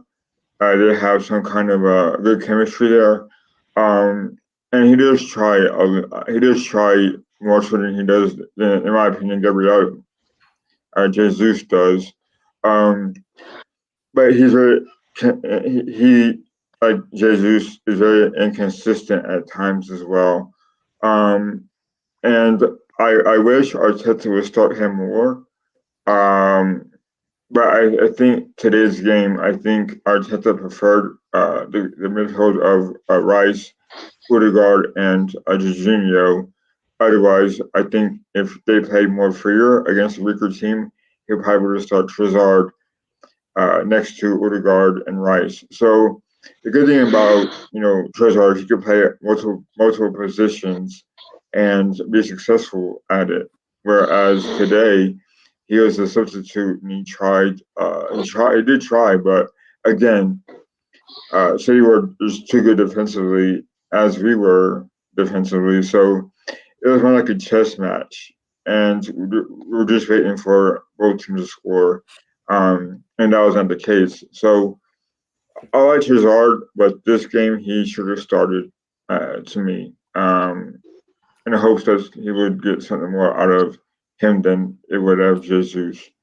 Yeah, I hear What do you you. think his best position is, Alonso? I honestly think the striker starting up front. Who Trossard? Yeah. For me, I think one of the things that is clear today, and Lawrence, you can talk to this. Havertz is probably our center forward going forward. He doesn't For now. get injured. Mhm. Doesn't get injured, and you know what? You know what you're going to get from him. So all you can do is build on that. Saka on the right, and if Martinelli's healthy, we know where we're going there. So I think we're pretty set. Here's the question, though, right? The choice is being made easy for Arteta at the moment because Martinelli is kind of unavailable, which means that he can afford to play Havertz through the middle because he can still entertain Jesus. I'm not leaving you out, buddy. You know what I mean? You're gonna have to go on the left. So he's kind of like got a workaround.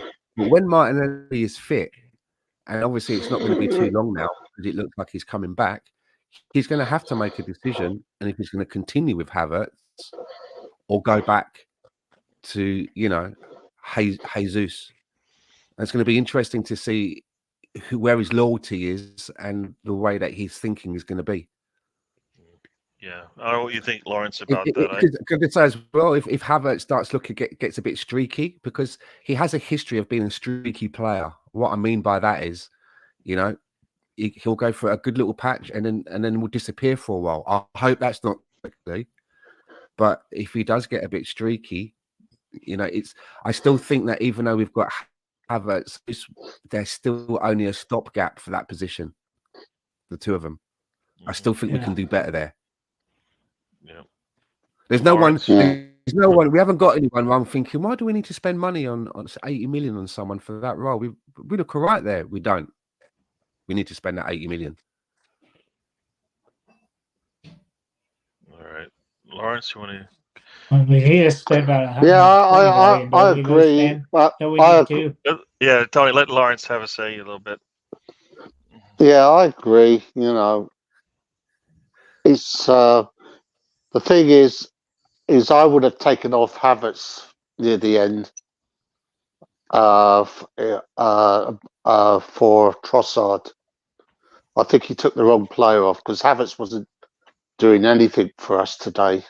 All I saw of Havertz was falling over and giving the ball away. And Havertz is that type of player, as Stan said. He can have a run of games where he can do no wrong. He'll chip in with a odd goal or two, and then he'll have like 10 games where he does absolutely nothing. And I think Arteta made a mistake when he brought Trossard on. He took the wrong player off. He should have taken off Havertz.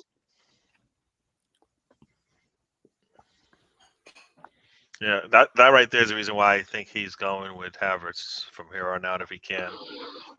Because if Jesus can start, then you start him up top in the middle, even if you think he can only give you a half or two.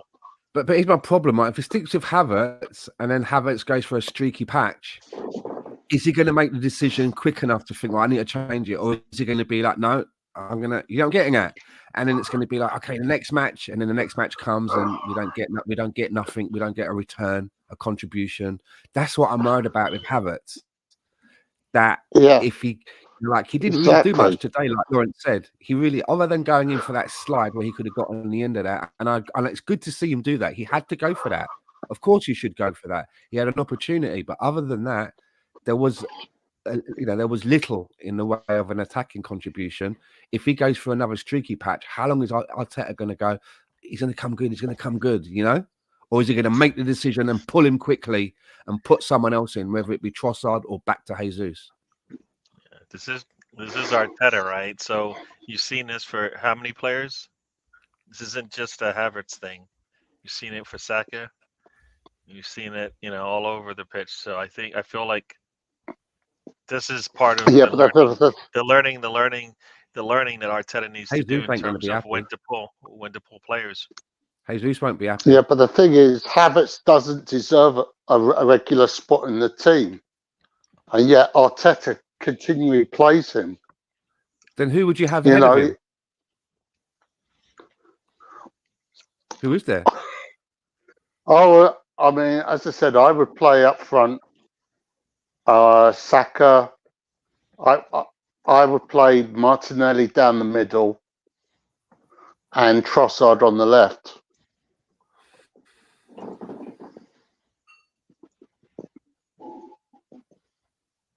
No. I hear it. No. I just think for continuity's sake, right? No. Arteta's going to go with the players that actually are going to be available, and he knows how he can build on them. That's what I think he's doing. So I think Martinelli's just got too much hustle to be playing through the middle. There was a time that I used to think about Martinelli going through the middle, and don't get me wrong, on FIFA, you can do the player development. First thing I do is always develop him so that he can play in that position. But the way that he plays, the style that he plays, the way to run with the ball, he needs to be out wide. He's a wide player for me. For me, you playing through the middle if everybody else has got a broken leg and you've got to smash the glass and get that emergency condom that you've been saving. You've got to get that out. And then maybe in that instance, you use him through the middle. But the way that he plays, the way that his game is, for me, he's a wide player.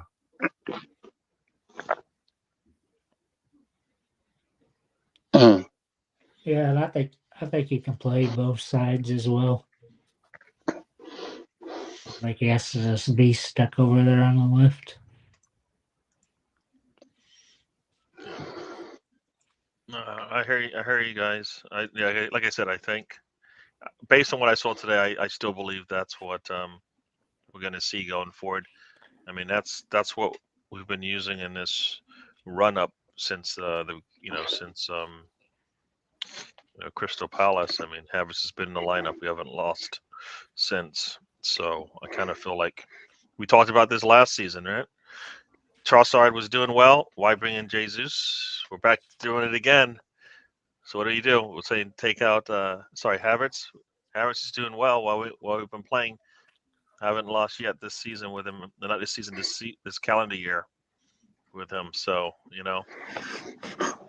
do you break up a winning team? I don't know. Arteta seems to do that, but I also say is we need to be able to rotate as well. So some players will have to come in and out of the lineup, Havertz included. But it's not a coincidence. 2 seasons in a row, you've seen us start scoring 4, 5, 6-0 as soon as Jesus goes out and Trossard comes in. Then we have Kai that can kind of help in the middle. He's got the big build. So you see it, but then you see Arteta just fall back to what he always does. Jesus is available. You're going to play for me. I don't care if it's out on the left. I don't care if it's in the middle. You're going to play. And you see how far he's dropping back again. He does the same thing with Jesus that he did with Lacazette, and just plays him really deep to connect with the midfield. And you don't need that with Rice, or even when Kai's playing back there, or Jorginho. You have the passers in there. There's no reason for Jesus to be dropping back to the middle of the pitch, or all the way back to left back, which he did a few times today. Who's that? Jesus. I hear you. But like I said, I think he's going to have to get minutes, and he's going to have to get it somehow. So we shall see. It's a double-edged Can sword. Go ahead. Can I ask a question?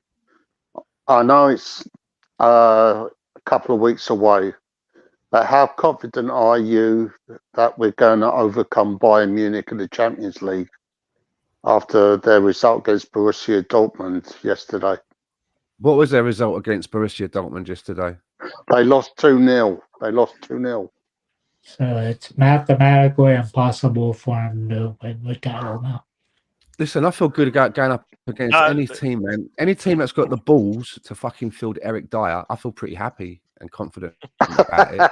But I will say though that I do worry about the away leg at their stadium, because I go back to the away leg at Porto, and I've said it many times that I felt that the players looked a bit overawed of the occasion, and you know, maybe these away fixtures in Europe is something that they need to get a little bit more used to and experience a bit more. So I do worry about, you know, going to that stadium at Bayern Munich. Yeah, well, I mean, I think the Porto match, the match we just played today, if those aren't learning games you can learn from, playing against tough teams on the road, I don't know, you know, where else you're going to get your training. So, you know, we're not coming into that game without having played some really, you know, some tough games on the road, you know, away from home. So I kind of feel like you're getting some good experience there. And then before we play Bayern Munich, we play Brighton on the road, right? And we know everybody says Brighton is a team that, you know, if you don't come to play, you will get punished, right? So I think we're getting the tests that should help us prepare for those games. And if Bayern Munich isn't where they used to be, then you know what? Hopefully we'll be able to take advantage of it when we play them at home. If we're going to beat Bayern Munich, I would say that now is probably the time, because, you know, they're not having it easy at the minute. They're a wounded animal. So, you know, let's put it out of its misery. And basically, you know, drop a fucking car jack on its head and put it in the boot.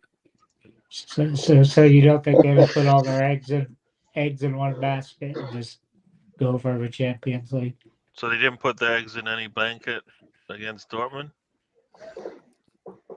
I mean, listen, I want us to do really well, Tony, but I mean, if I'm only picking one, if you're saying to me, okay, if someone comes, you know, I wake up in the middle of the night and the football gods are standing at the end of my bed and they say, we're going to grant you one wish. You can either have the league or the Champions League. What do you want? The Champions I'm taking the Champions League. I'm taking the Champions League. You know, I've not seen that one. We've not had that one. And there's a table at the back of the restaurant that we're not allowed to sit at. Yeah, because we don't have a place there, and I want that place, and I want to be able to right now. That conversation. Yeah, right. Yeah, I say this right now. Arsenal doesn't have a choice in the matter. They have to see out both matches. They have to play out both you know, both routes to the trophy, because they don't really. They don't have, like you said, they have nothing to lean on in terms of if you could experience. choose, what's yours? If you could only have one. If they can only have one, everybody, even in the chat box as well, you can only have the Premier League or the Champions League. What do you want? What would you choose? You want the Champions League because then everybody can just shut up. Everybody shuts up. Yeah. Everybody in the because world of football will just shut up because they won't be able to say a damn thing anymore. They won't be able to say anything. You know, like you can't talk to me about anything because you don't have a European heritage. Exactly. Right? But you know what? But right now, I think as a team, Arsenal has to just win every game because they don't know which one it is that's going to get them down. That, you know, which one has got the golden pot at the end of the rainbow? We don't know. We're just going to have to play this thing out. I'll answer Stan's question. I'd like to see us win the Champions League because if we get to the final, I'm going to London for it. Good man. And secondly, if we win it, we'll be playing in the World Club Championships that are taking place out here in 2025. Oh, nice. Okay. Also, like, if you win the Champions League, there's a lot more money, I think, involved. It has nothing to do with money, Lonzo. Winning the Champions League has nothing to do with money. Right, it does. Being able to sit at the table. Yeah, it does. It does. Yeah, it does because you get more revenue. and you get money to spend on players, right? That's what we want, right? Not Better even players, right? one already. He's not Yeah, even one yeah. of the I think you're missing what I'm saying. Arsenal wins the Champions League. That means a lot more than the extra money we get. Well, on the right, side. but it helps. Yeah, but that's not why we're doing. That's not why we're winning the Champions League to get extra money. We're winning I know it that, but because we're we winning need to because we want to be the best in Europe, right? we need to establish It is ourselves one as of the good in reasons, Europe. The though, only way isn't to it? do this is to win it. It's one of the reasons, though, even though the Carabao Cup is a nice shiny trophy, and realistically, as a fan, that's what you want. We've got 14 FA Cups, we've got X amount of this and that, but a Carabao Cup win is about $500,000 prize money, which doesn't buy you an elbow of a football player these days. And I think the FA Cup is less than 2 million, maybe around that, and that's a prestigious one as well. So this is where the money is. The money is in the league and the Champions League. That's where the dough is. So, and we've done very well this season. We've already cleared 91 million in the Champions League. So money's going to be washing around next season. But isn't that why we spent all this money the last few years, Stan? Is we knew this new Champions League format's coming, where it's one league. You play 8 group games. Yeah, I still don't quite understand. I've there. not taken a look personally. I've not taken a look at it. I know it's changing, but I don't exactly know what it's changing to. Obviously, does it mean that each country can let in an extra team now? Is it like 5 teams and stuff like that now? What some countries For the most part, yeah. right? Some teams get For the some most countries part, get yeah, 5 already, don't they? If we beat Bayern Munich and West Ham beat the German team they're playing, Bayer Leverkusen, then we'll be allowed to have 5 teams in this new format of the Champions League next season. Just call it the I read European it Cup. where you can have Because up to Call it the 7 Champions teams League. if It's it not a plays out Champions the League. It's right nowhere way. near a Champions League, is it? If the It's to 15 do with can get in, it's not a Champions League, man. Just call it the European Cup. it's to do with coefficient standings, basically. And apparently right now Germany and I think it's Italy hold the 2 spots that where they can have 5 teams from their league in the Champions League. Everywhere else it's going to be 4. So as I said, we just got beat Bayern Munich and West Ham beat Bayer Leverkusen, and then we'll overtake Germany to have 5 teams in the Champions League. But it could be 6 if West Ham win the Europa League. There'll be 6 English teams in it. Would a 5th team have to do like a qualification game? No. Oh. Because I think they're adding more teams, so. Yeah, because it's going to be 36 teams. It's going to be 1 league.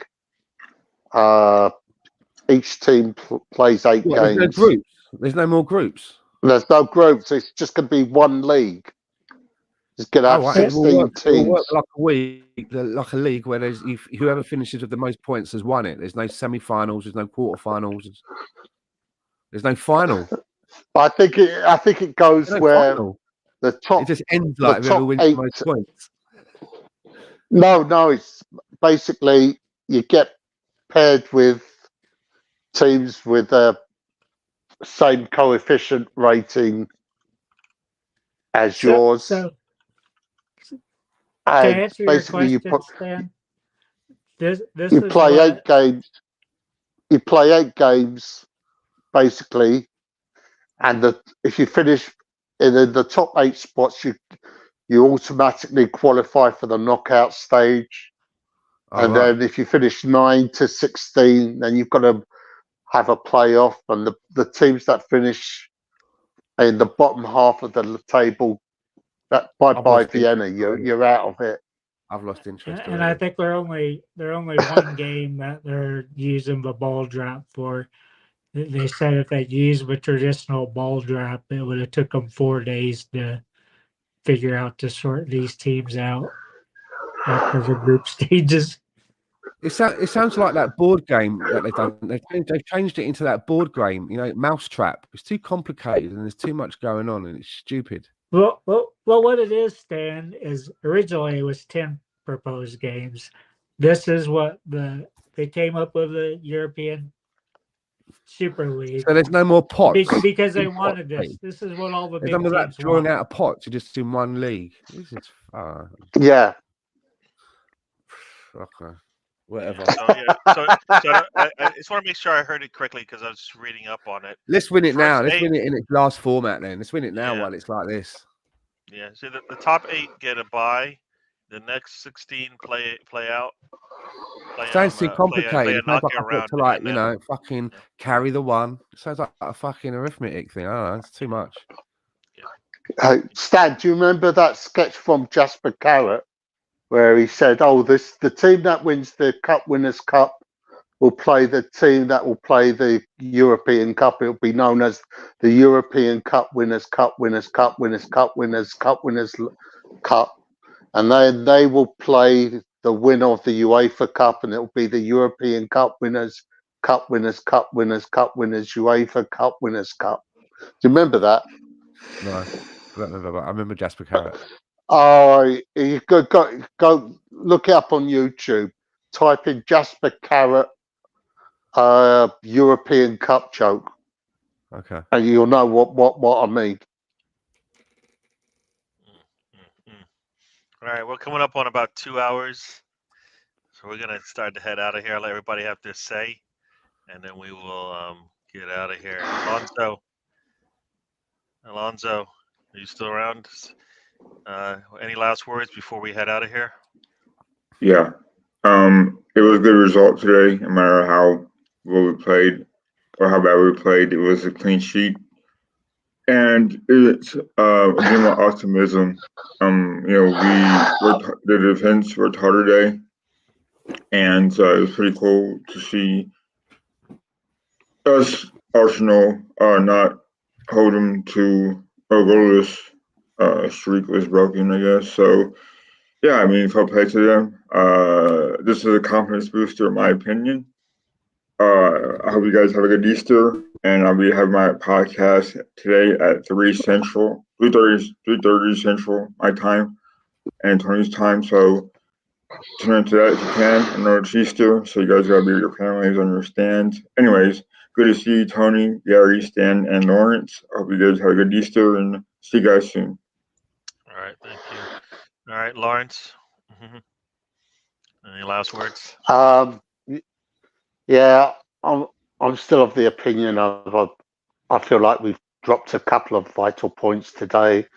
Although, if you had told me before the game you would get a point from the City game, I'd have bitten your hand off. So it is what it is. Just want to wish everyone a happy Easter. Don't eat too many Easter eggs. To say it was a pleasure coming back on and see you guys. And let's do this thing again later this week. Very true. Very true. All right. And Stan? Good week to be an Arsenal fan. I'm seeing a lot of improvement with this team. We're showing that we're able to go toe-to-toe with the best of them. Looking forward to the rest of the fixtures. Thank you to everyone that came in and listened to us today and took part in the chat box. Happy Easter to you all. And yeah, see you all on Thursday. Very true. True. And Tony? I kept on saying that I didn't want to see Jesus until after Easter. We got him on Easter. Now he's going to be in the lineup probably the rest of the season. You know, see us scoring 4 or 5 goals a game like we were in the league. We're not going to see that when we play a very terrible team on Wednesday. And I still don't know how it comes out that us and City played on Sunday, but we play on Wednesday. Liverpool played on Saturday, but they played on Thursday, so they get 2 extra days of rest before their next game. But just happy to be in this position this time of year. Hopefully the players can pull it out. Yeah. keep healthy enough. Worried about Saka's injury because I don't know, he just looked off the whole game. And he went down, and I think that's one that'd be hardest for us to cope with because what do you do? Who do you put in there? Do you switch Martinelli?